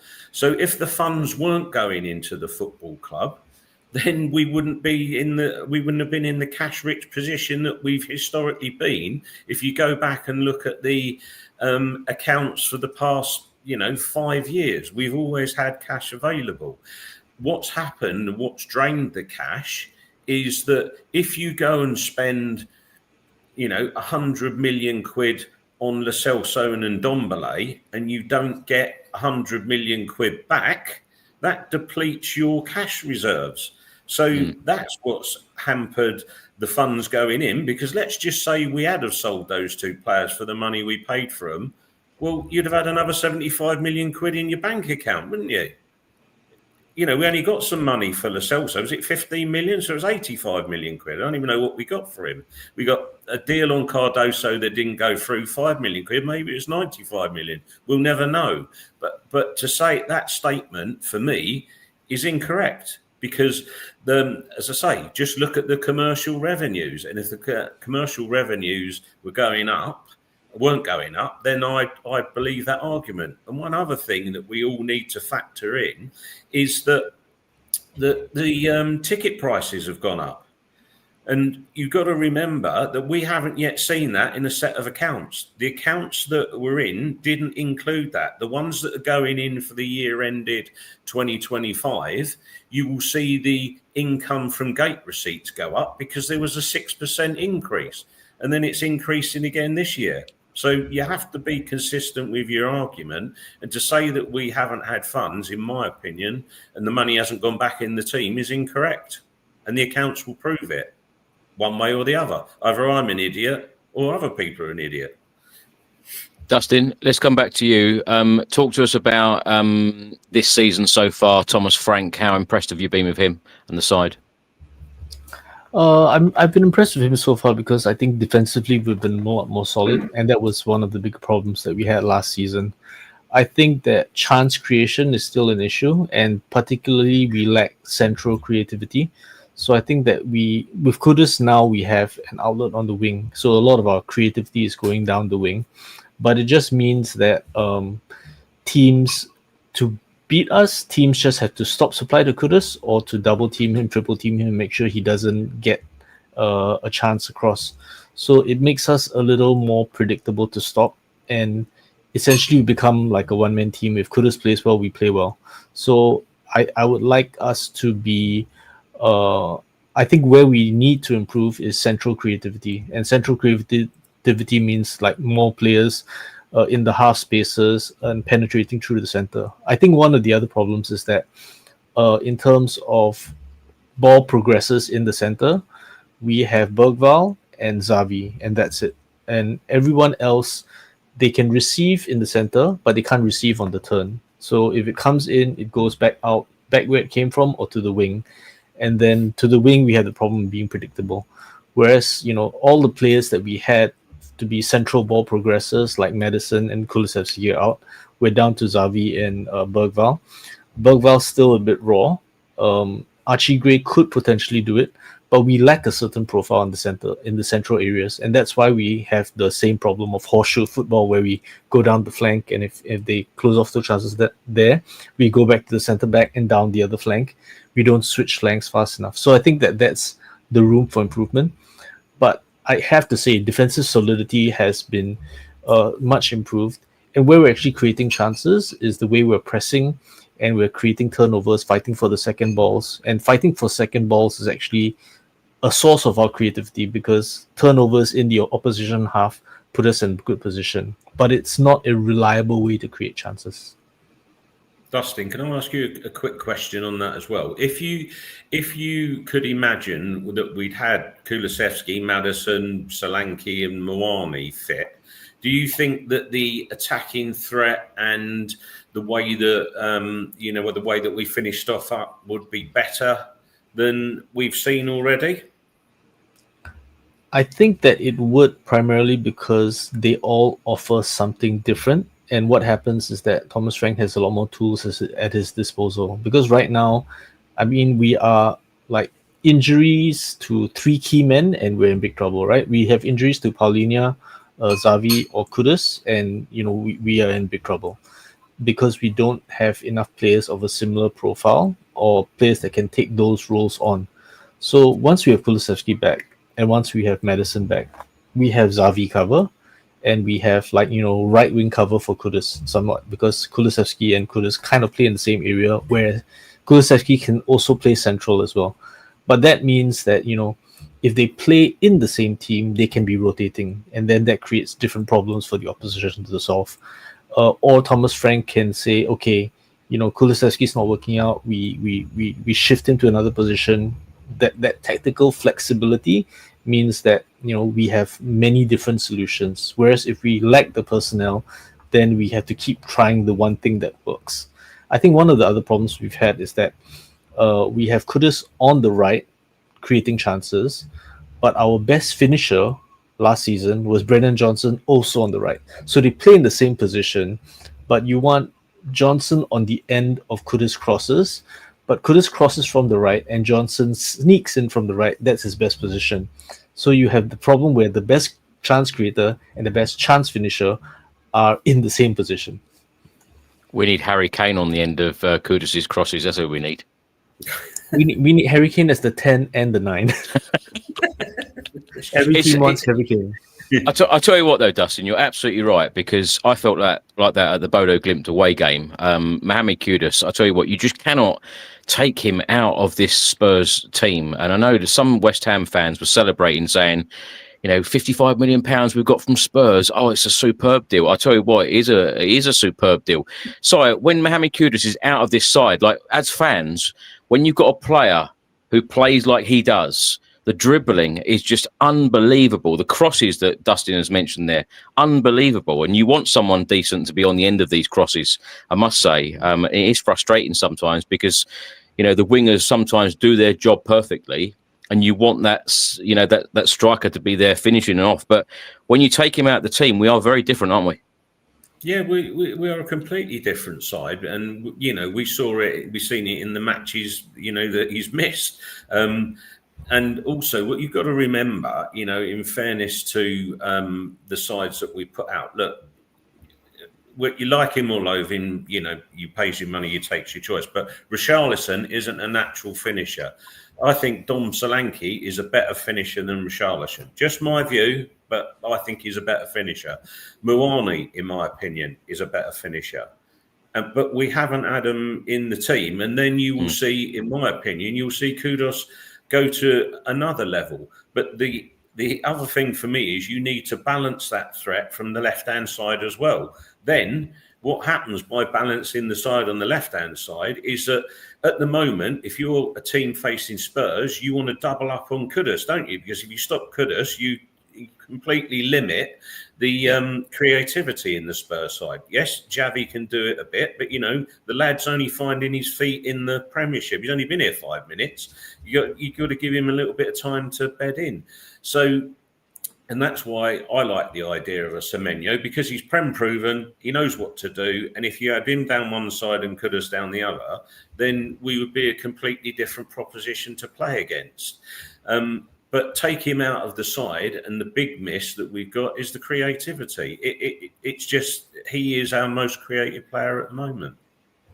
And beyond the creativity as well, I feel that he is like the outball, right? If we're being pressed very heavily, there's no one else in the team I have confidence in firing a terrible pass to him at like high velocity, and he can still take it down and fight the people off the ball. We don't have enough people that can do that in the team.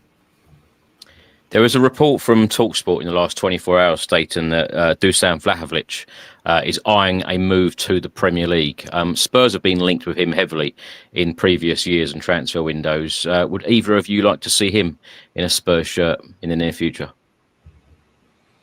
Well, let Dusty 4 go years first. ago, I would like 4 years ago, maybe when he was in his prime. I'm not sure about now. I mean, He's still only young. he's still young, but I feel that he, I really wanted Vlahovic something like 3 years ago or something, but he hasn't been pulling up trees since. So it just feels like a signing that's based on a reputation of a player that hasn't really fulfilled it in his moves since. I mean, if we're going on that basis, I think Osimhen is an even more, if we're talking about like left field shots, I'll say Osimhen is an even bigger prospect. But yeah, Vlahovic doesn't really excite me.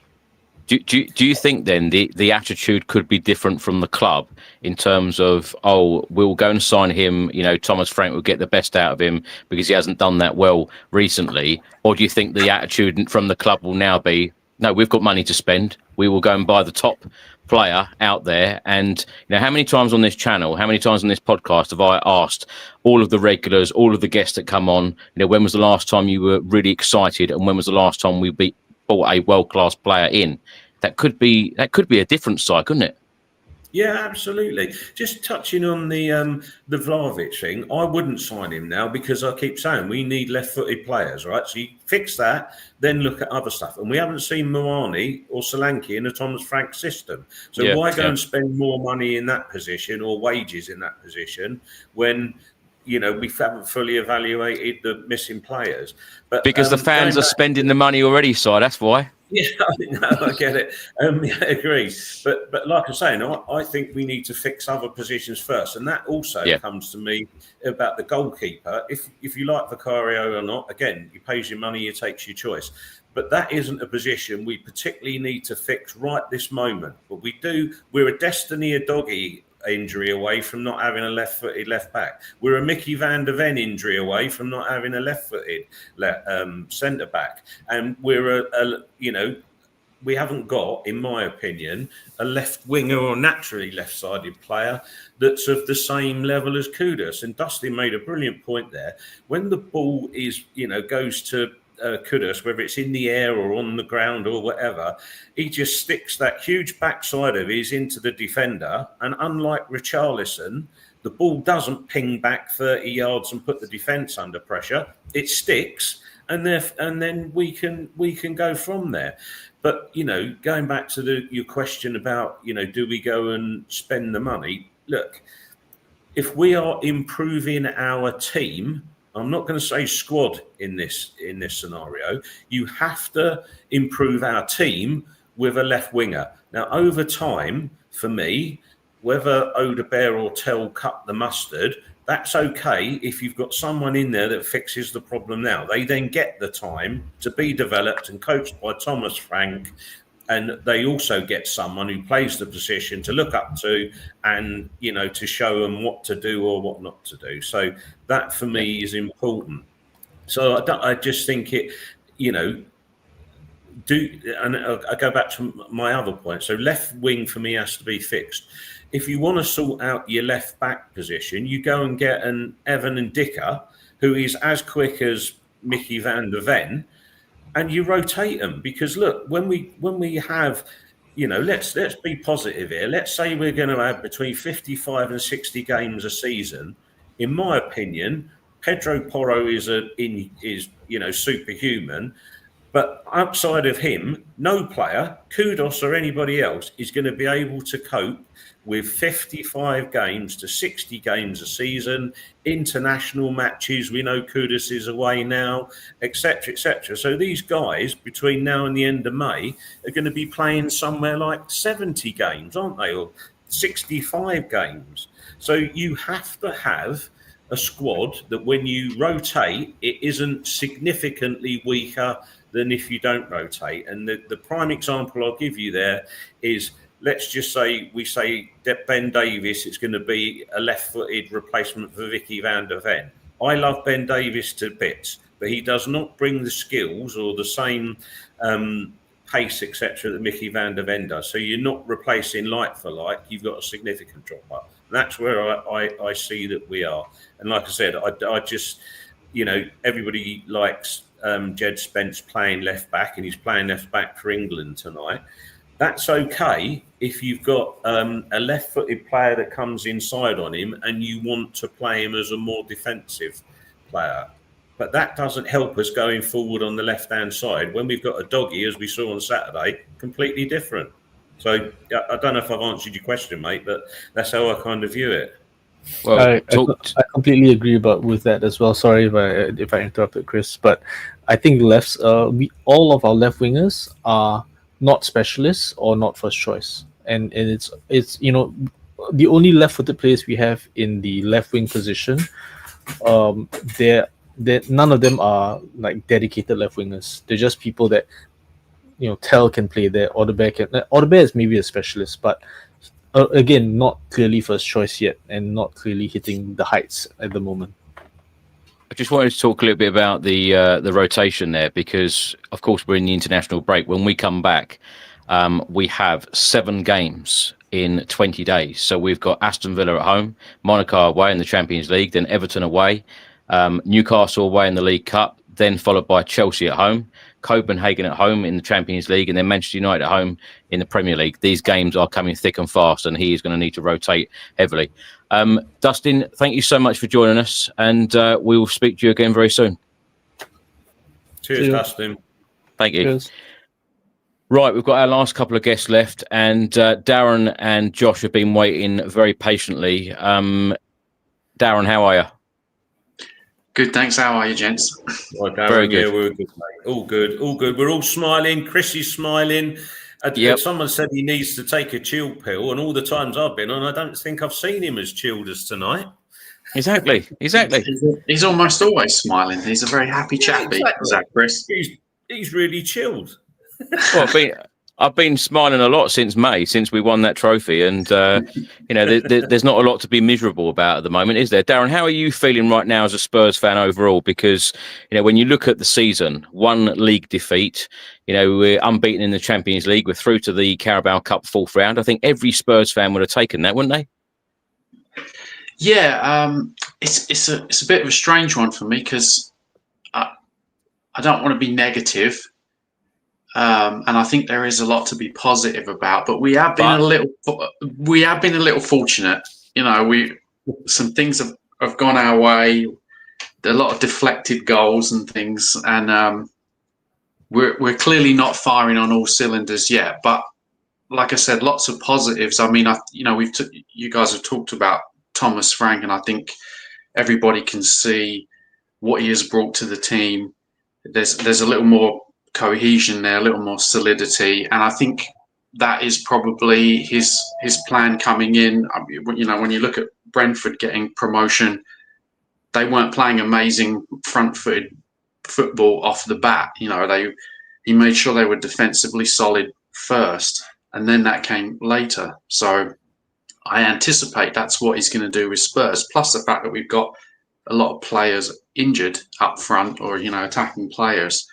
So he sort of doesn't have a choice. He's got to go down that road, get us defensively solid, and then we can start building and see more sort of progressive football. So that's, I'm hopeful. I'm optimistic, quietly optimistic. That's what I will put it as.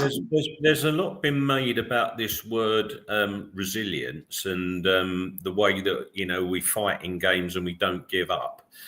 Do you think that it was there last season, or do you think that Thomas Frank has kind of brought a new belief or a new kind of strength to the squad in the mindset game since he joined Spurs?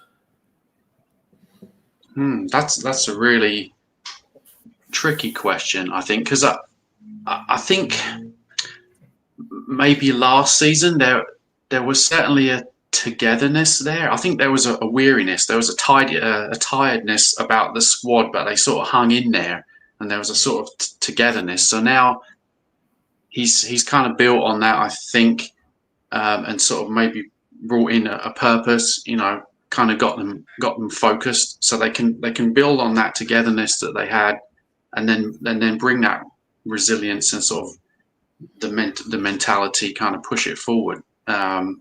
So yeah, I do see a change there, and I think that's part of his nature as well, because he's very sort of calm, but by the same token, he's animated on, people have spoken about this, our sort of Postecoglou stood there sort of looking down. So although Thomas Frank is calm, he's also involved and aware, and he's on the edge of the pitch and shouting instructions and things like that. So it's a sort of a controlled intensity, that I think maybe he brings to the team.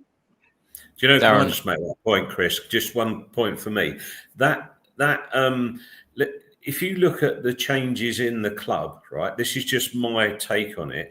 You've got the calmness of the manager. You've got the calmness of a CEO. And from what we can see, we've got the calmness of a chairman, okay?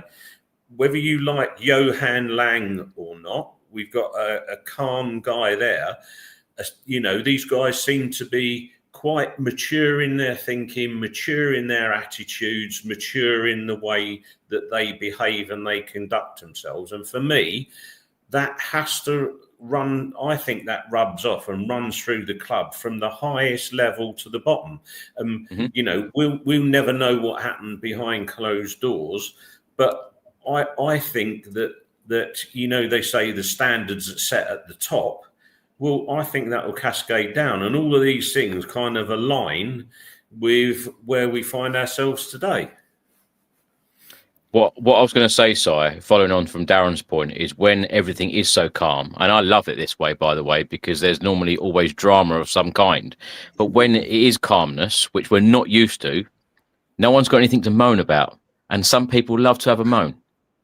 Yeah, but that's just human nature, isn't it? We'll always find the flaw in something. But look, let's not kid anybody here. You've seen it, I've seen it. We've been in the stadiums and we've seen it, live and on the TV.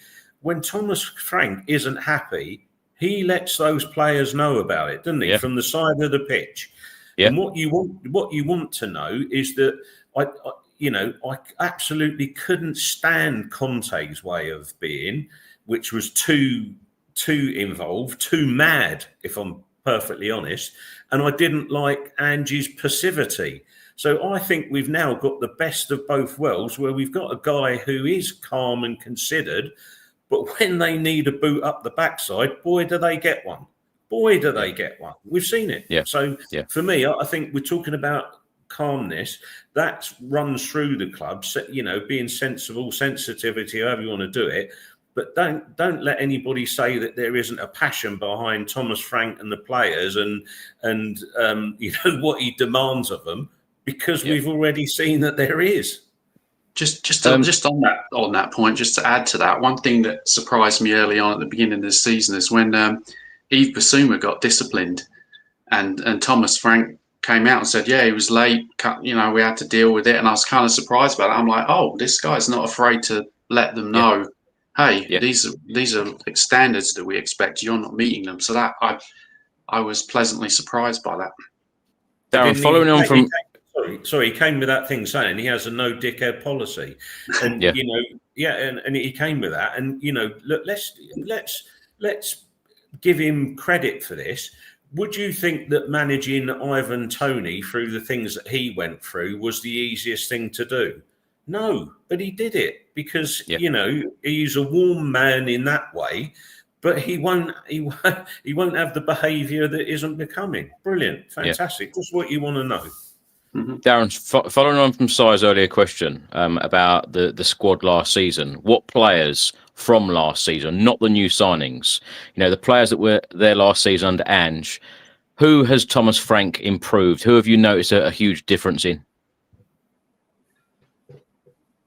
Oh, it's got to be Bergvall.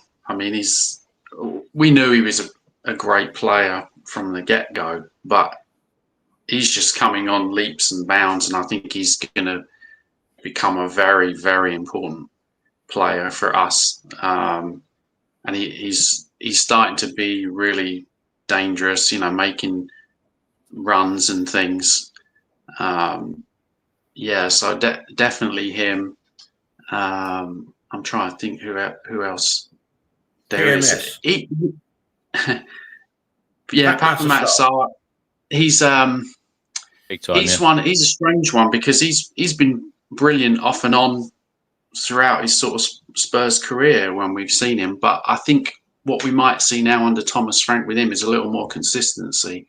And we know he's got an engine on him. So he's a really useful player to have in your toolbox because he can create all kinds of problems for oppositions with his energy alone. There was another player that you could even make a case for Archie Gray, but we haven't really seen a lot of him yet. But I like that we're seeing him more in the midfield. I don't want to see him in defence. I mean, he can play there, but that's sort of putting a plaster on, to my mind, and that's not really what we want to be doing. You know, we want to develop players in the positions and places that they're going to play, not just plugging holes. Darren, let me ask you lastly, there was a lot of talk, particularly on the last fan show, people talking about Vicario possibly dropping out of the team and being replaced by Kinski in Premier League football. Can you see that happening? I would say no.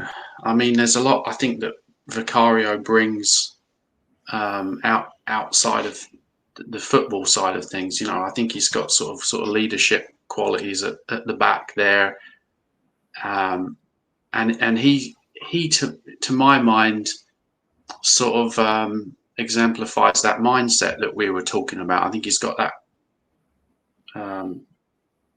mindset that he wants to push on, he wants to win things, he wants that intensity. I think he's a very, very good professional, and it's kind of a bit of a shame to see people turn on him just because he's sort of had a few mistakes here and there. I think he's still a great goalkeeper. He's not the best goalkeeper, but he's a solid goalkeeper, and I think he would get into many Premier League teams. So I don't think we need to throw him under the bus just yet. And we haven't really seen enough of Kinski. Kinski's done a pretty good job when he's come in, but I'd like to see more of him, and maybe in some more high-profile games. Maybe he'll get a run out against Newcastle in the Cup, and that might tell us more, like if he's sort of up to speed. But Kinski's still very young, so like I said, I don't think there's any need to throw Vicario under the bus just yet, personally. But Darren, thank you so much for joining us as always, and we will talk to you very soon. Cheers. Thanks a lot, fellas. Take care. Right, we're now going to go to Josh, who has been waiting very patiently. Josh, so sorry for waiting. Thanks for staying with us. How are you? Absolutely. It's always a pleasure to be on. No worries at all. Good to see you, Josh. Nice to see Josh, you as well. How are you feeling about things at the moment, particularly about this £100 million injection? Are you feeling the positivity? It's funny. I'm always a bit wary about the board. I said people love to moan. Are you? Spurs, do you know what it is, Chris? It's Spurs PTSD. It is really a little bit PTSD. It is. I also I have what's so different about this injection versus the last one that we had of 150 million, right? Recently, I think that was 18 months ago. And I know that the big thing that's different is Levy isn't there. And I know that the club's kind of framed or have implied that, the direction of the club in the past in terms of spending money on players was primarily was driven by Levy and the way and his ethos. So, it just makes me kind of wonder, I love all the statements that Vinay's coming out with. And I love the fact that, all the positivity with ambition, all the increase in commercial revenues. We just have to see us change that wage structure that's been in place. And we need to just see the changes before we start jumping up and down, or before I start jumping up and down. I'm not going to tell to how everyone else to feel, but just a bit wary every time they kind of come out with that stuff, because the money's coming from the Lewises. It's not coming from Daniel Levy. His money is his money is tied in the valuation of the club, right? The money's coming from the Lewis family, so that's yeah. It's sorry, on that point, it's funny. Dustin in Singapore said, I'll believe it when the players are holding up the shirts. Josh has just said it there. I think the real proof is going to be in that summer transfer window, isn't it? Because being realistic about it, the January window is a difficult one for any club, let alone how Spurs have done things in January windows before. But yeah, the proof is going to be in that summer one, isn't it? Well, of course it is, but I'll still come back to this point. Do you think Peter Charrington's going to come out and say, and someone mentioned it earlier in the comments, so that this is the start of the investment, not the end of it? Do you think a guy of his kudos is going to come out and say something that they're not going to do and make himself look ridiculous? Yeah. I just don't get it. But you can't fix everything in January, as you say. It's the toughest window, and then on the wages front. If you go back to outside of Harry Kane, Cuti Romero is now the highest paid player that Spurs have ever had. So they are now moving the needle on some of the wages. And, look, let's be honest about this as well. Lucas Bergval's going to get a pay rise. Pat Matasar's going to get a pay rise. Udogie's going to get a pay rise, although his went up. So all of these young talents will get renewed contracts. And I think you'll see that come out. The next one for me, who I think is going to get an extended contract, and it's all part of him being part of the leadership group, is Mickey van der Ven. So I don't think it's fair, I don't think it's fair to say that we won't pay the wages, because we will. But like we've said in the past with certain players, and I won't even mention them, you have to pay the right salaries to the right players that, are of a quality that you want. Do you think, again, I'll come back, do you think Kudus was cheap? I don't think so. And if we signed RKM permanently, that won't be cheap, because he knows his market value. I'm not saying we will or we won't. So I think the needle will be moved on wages. But once again, the great thing about wages is that there's transparency to that, because we always get given the wages to turnover ratio. So if they don't do it, it's going to become pretty apparent pretty quickly, isn't it? And I've got a question for you, Chris. With the wages, do you see Spurs paying, in excess of Romero's wages within the next 24 months? I don't know what I expect, to be honest, Si. I think that things definitely need to change at the football club if you want to get those world-class players in. And over the last couple of years, I've always said on this podcast, on this show, week in, week out, that I want to see top quality players at the football club. But then over the last couple of years, you think, well, we're not going to sign them.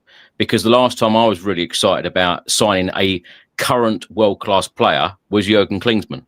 Yeah, that was back in 1994. That is absolutely ridiculous. So when you've got a board on the same page as the fans, this could change. This could change. This could be a really, really good thing. But I am in agreement with a lot of the guests that we've had on today. It's not just about going to spend money. And I think that a lot of fans always say, go and spend the money, go and spend the money. You've even mentioned this evening about Lo Celso and Ndombele. You spend £100 million on those pair. What did we get out of them? It is about really good business decisions, really good recruitment.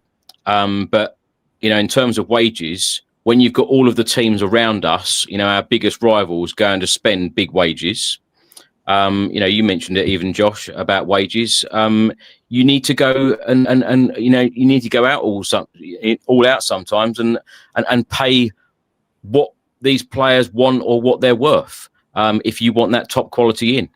I just hope that we do things differently. And it sounds like we are, because as I said, right at the very start of the show, these short statements that come out, they're basically saying what a fan says.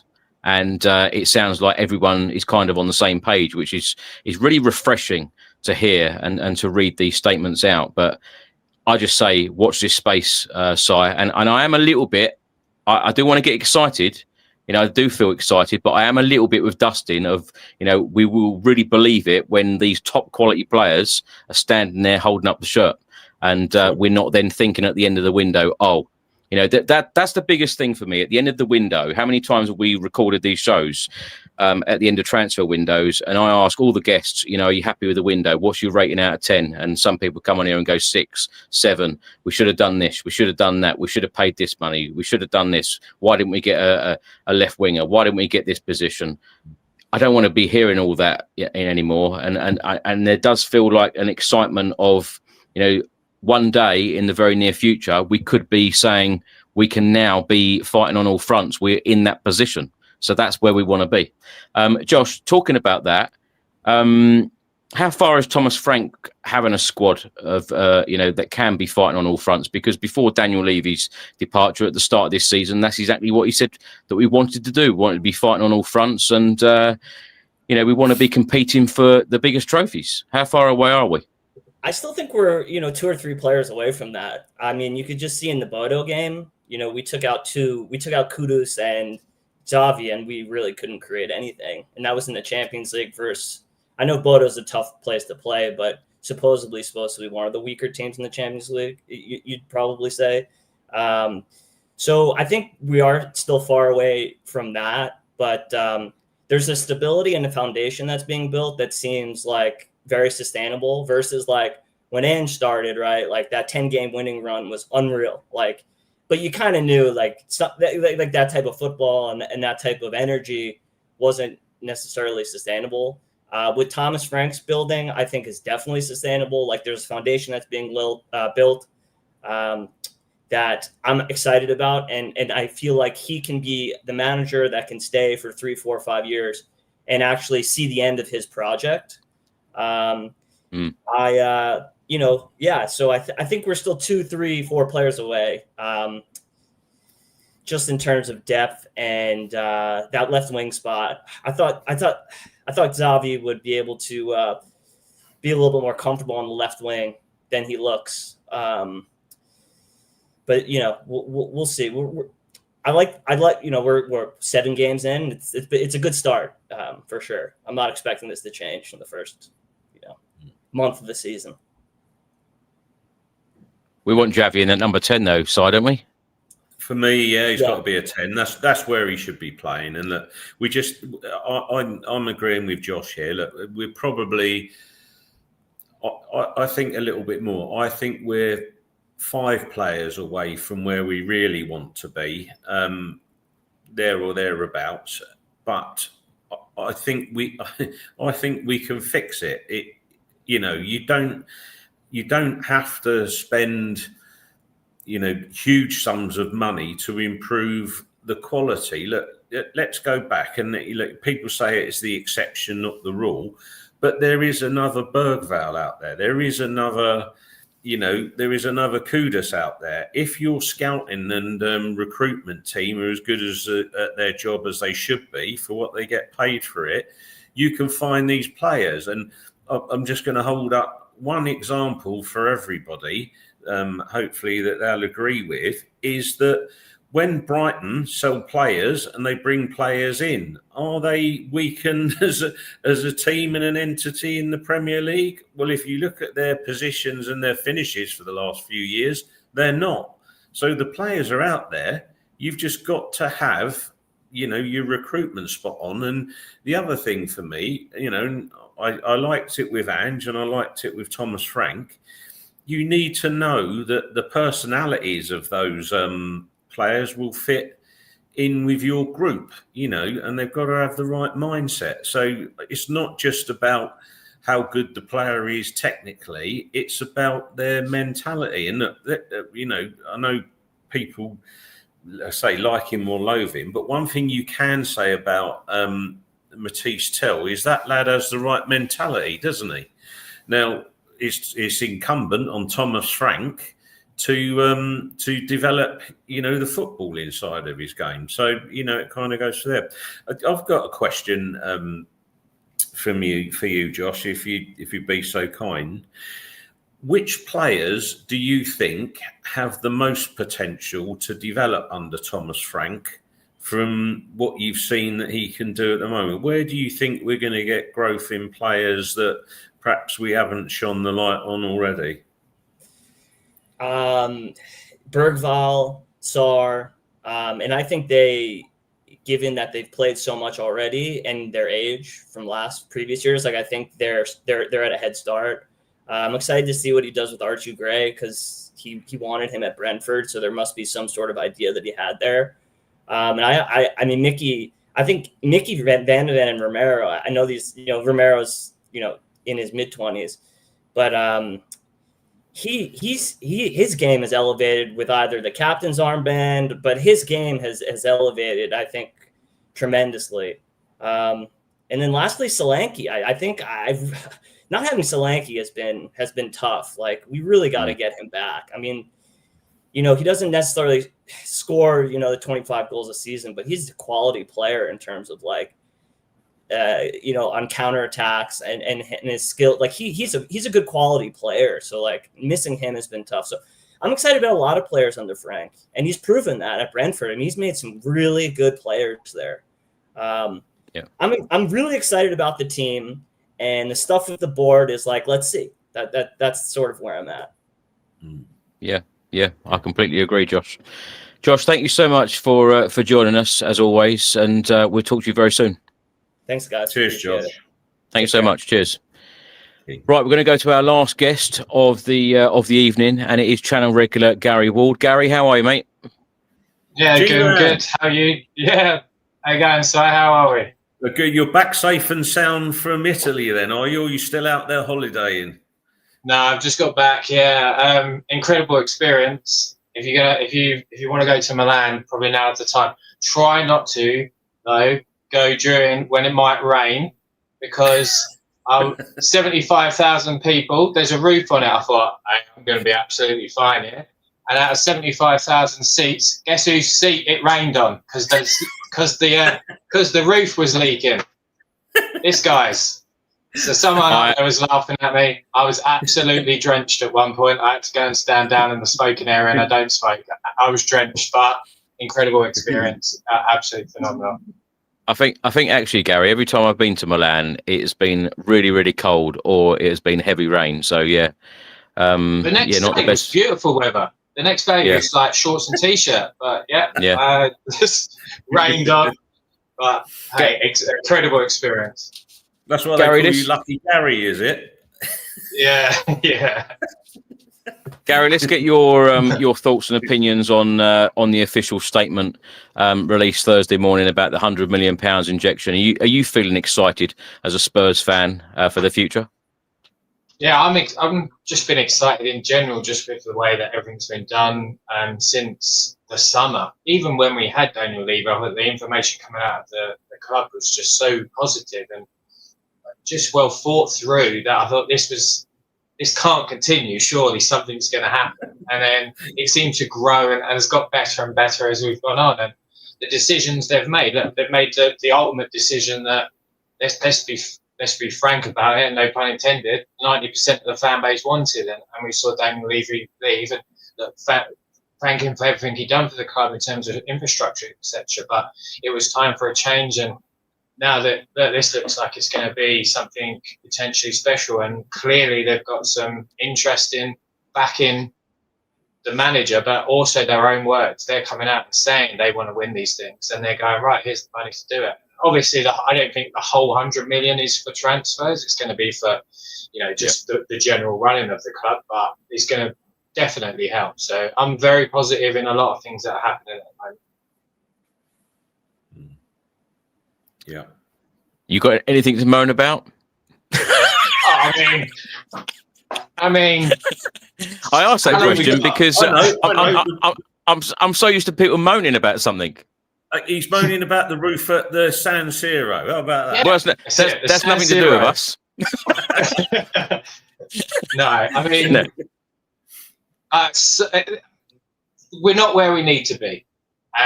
There's a couple of things I think in terms of we were left short in terms of the transfer window, and I think that's probably the most negative aspect I can bring.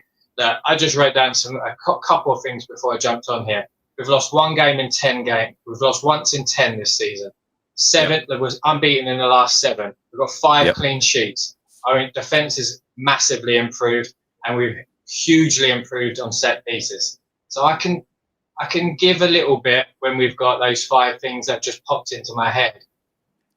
How good is that, Si? I ask if you got anything to moan about, and he gives me back all these great stats. I love it.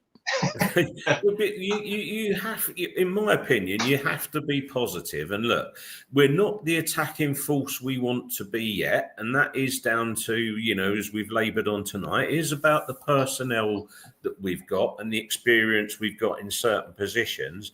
However, you just can't ignore that taking Madison, Kulusevski, and then Solanke, and not having Muani available yet, you can't say that won't have an impact on our attacking prowess, because it will. If you've got all of those players fit and firing, you're never going to have 100% squad. But if you have one of Kulu or Madison back, we become more creative. If you have one of Muani or Solanke playing, you're going to be more potent in front of goal than we've got there at the moment from the existing squad. And that's before we bring any other resources in.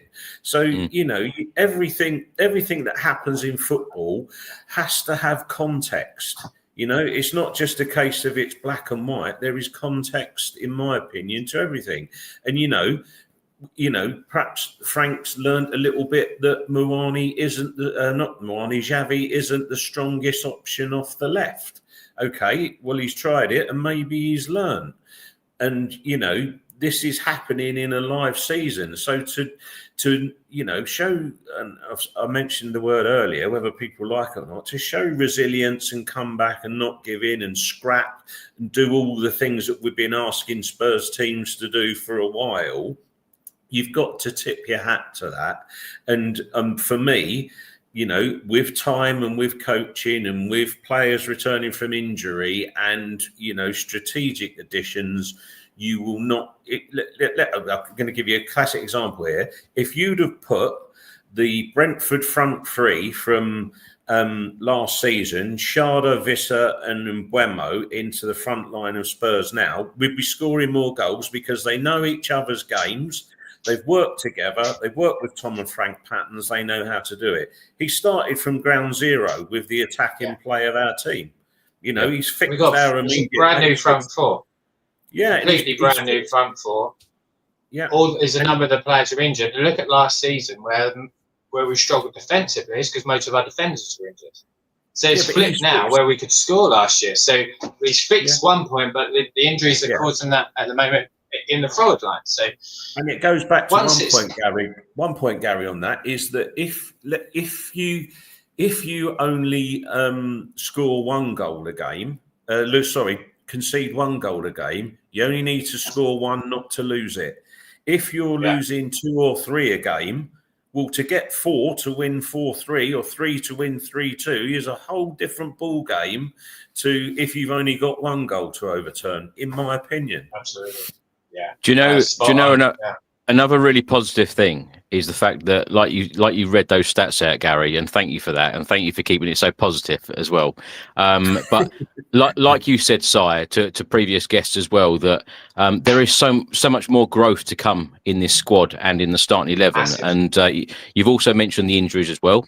So we've got all those players to come back. Javi Simmons is only going to get better and better. Some of his passes in that Leeds game were absolutely sensational. And Mohamed Kudus, we mentioned more him. Physical. I think it's physical for Javi Simmons. I think he's realised, he's come in and gone, oh, bloody hell, this is a lot more physical than I'm used to. And it's taking him time. It's going to take anybody time. And of course, you've got João Palhinha, who isn't 100% fit, and he's only going to get better. And what a sensation he's been in this Spurs side as well, in the number 6. So yeah, I think there's so many positives to take. Gary, I think you were waiting in the waiting room when I spoke out about the schedule when we come back from international break. Thomas Frank is really going to have to heavily rotate his squad, isn't he? Because those few weeks are absolutely vital in various competitions: League Cup, Champions League, and Premier League. And they're all difficult games as well. They all can be difficult games. Everton are playing Newcastle are good. You don't know what really is going to happen in Champions League when you're coming up against sort of Scandinavian sides. Monaco away, and Chelsea's in there as well. So difficult games. But I just Gary, can I disagree on one game? Yeah, we've got to play our bunnies, haven't we? Man United. Don't we just always beat them? That's a nice easy win for us, isn't it? They might have a new manager by then. Yeah, I just put that one down as a win, so I didn't bother looking at that one. Especially the way we're playing. But look, they're all difficult games. There's no easy games for us. I'm just very excited the way that Thomas Frank has us playing, and the difference in between each of the games, and it's unpredictable. I can't even predict a lineup. It's just like, what is going on? I can predict his substitutions. I can't seem to get a lineup right yet, and I think that's good, because if we're struggling as a fan base, that look, I put videos out most days. Chris is on here like, you know, his life depends on it. Constant churning out videos, and none of us can predict the lineup. No. Good luck to an actual manager. So yeah, no, I'm just excited to get the boys back. I personally I don't particularly like international football. I just want the Premier League back. I want Tottenham back on there. I want Kolo Muani. Apparently he's back in training. There was an image I saw of him this morning. So let's just get back. Let's go for it. You know, let's spend some 100 million. Well, talking about spending money, last question for the two of you. Gary, you go first. What are your expectations of the January transfer window? Do you think that we will let any players leave, i.e. Yves Bissouma?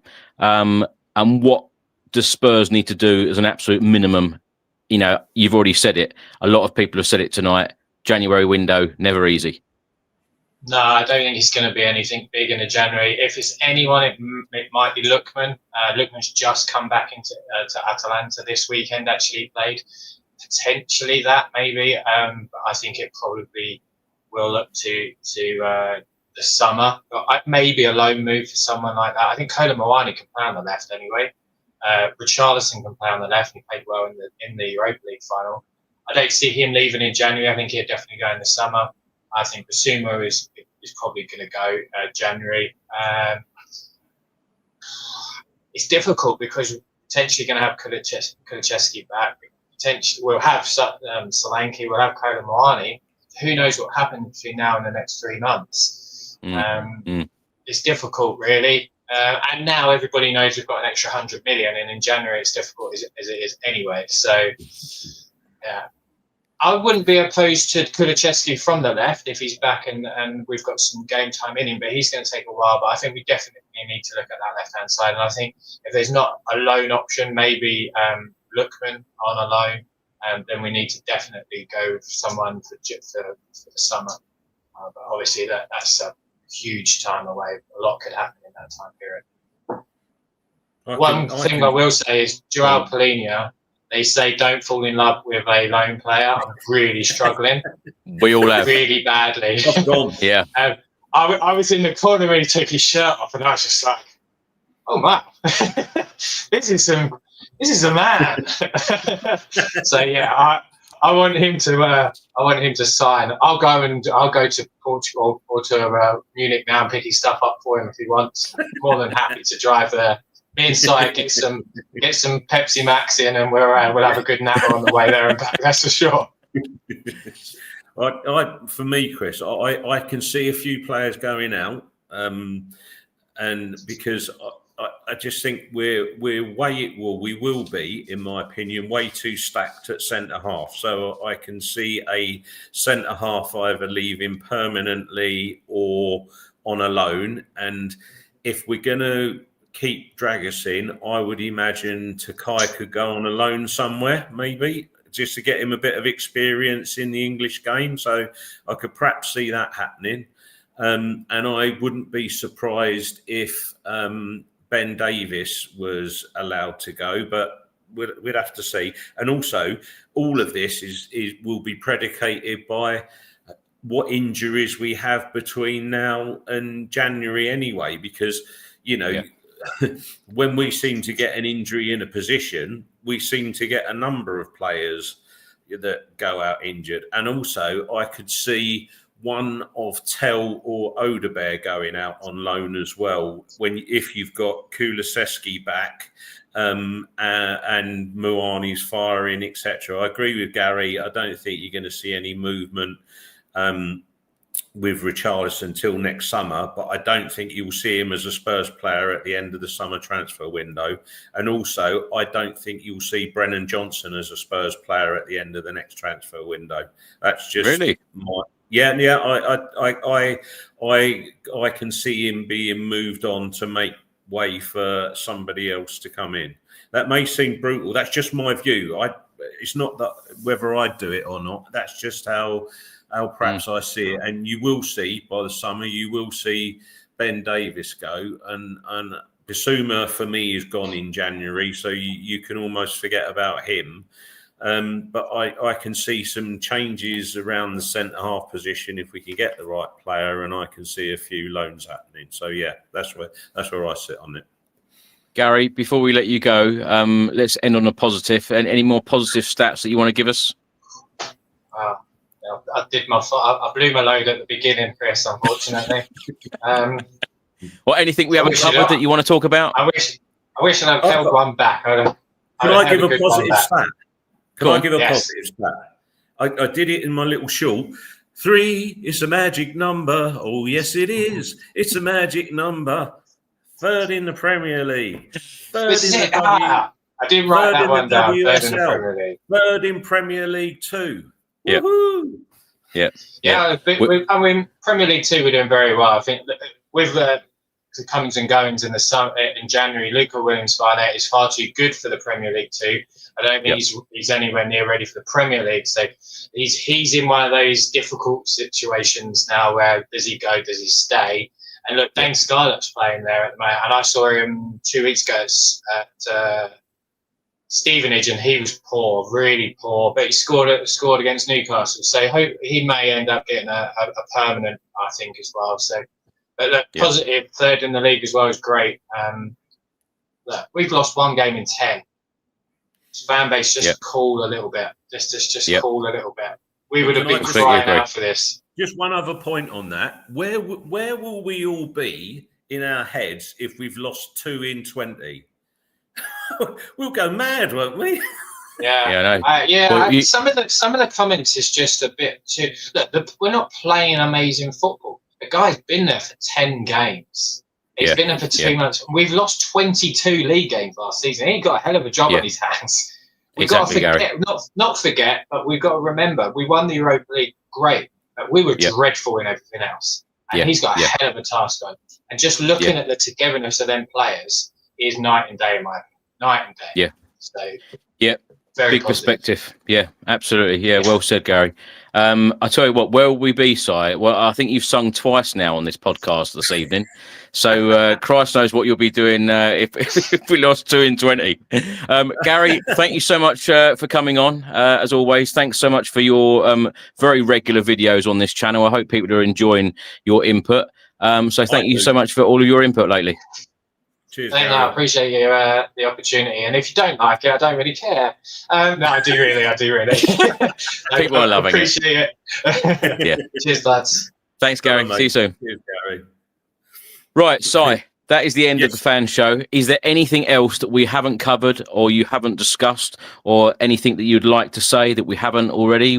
Anything that you've got to? Not for me. I'm a bit with Gary on this. I'm looking forward to Spurs getting back. I'm looking forward to getting back to the stadium myself.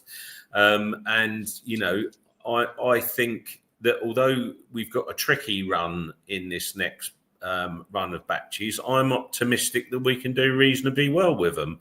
So for me, I'm in a good place, and you know, this financial stuff and the the commitment from the chairman that this is just the start of an investment program, not the end. It's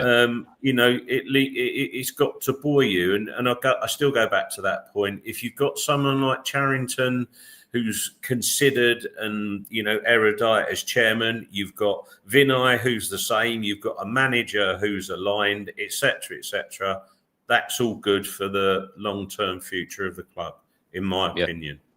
Yeah, that statement Thursday morning is as positive as this fan show, and it's been really enjoyable talking to lots of people from around the world, talking about all things Tottenham. So thank you so much for your input. You've been absolutely brilliant this evening, as always, and thanks so much for your regular input on the channel. It's really appreciated. Thanks for all of the guests coming on today. And as I keep mentioning, if you'd like to come on, fair enough. You can put comments in, and if you don't want to come on, that's absolutely fine. But if you do, and you want to have your say, just send me an email, tottenhamfanchris@gmail.com, and you are very, very welcome. Si, lastly, where can people find you? And I want to make one point. If you love Chris and the channel and all the contributors that come on here and do stuff for the Spurs community with such love, passion, and engagement, please go to the Football Contents Award site.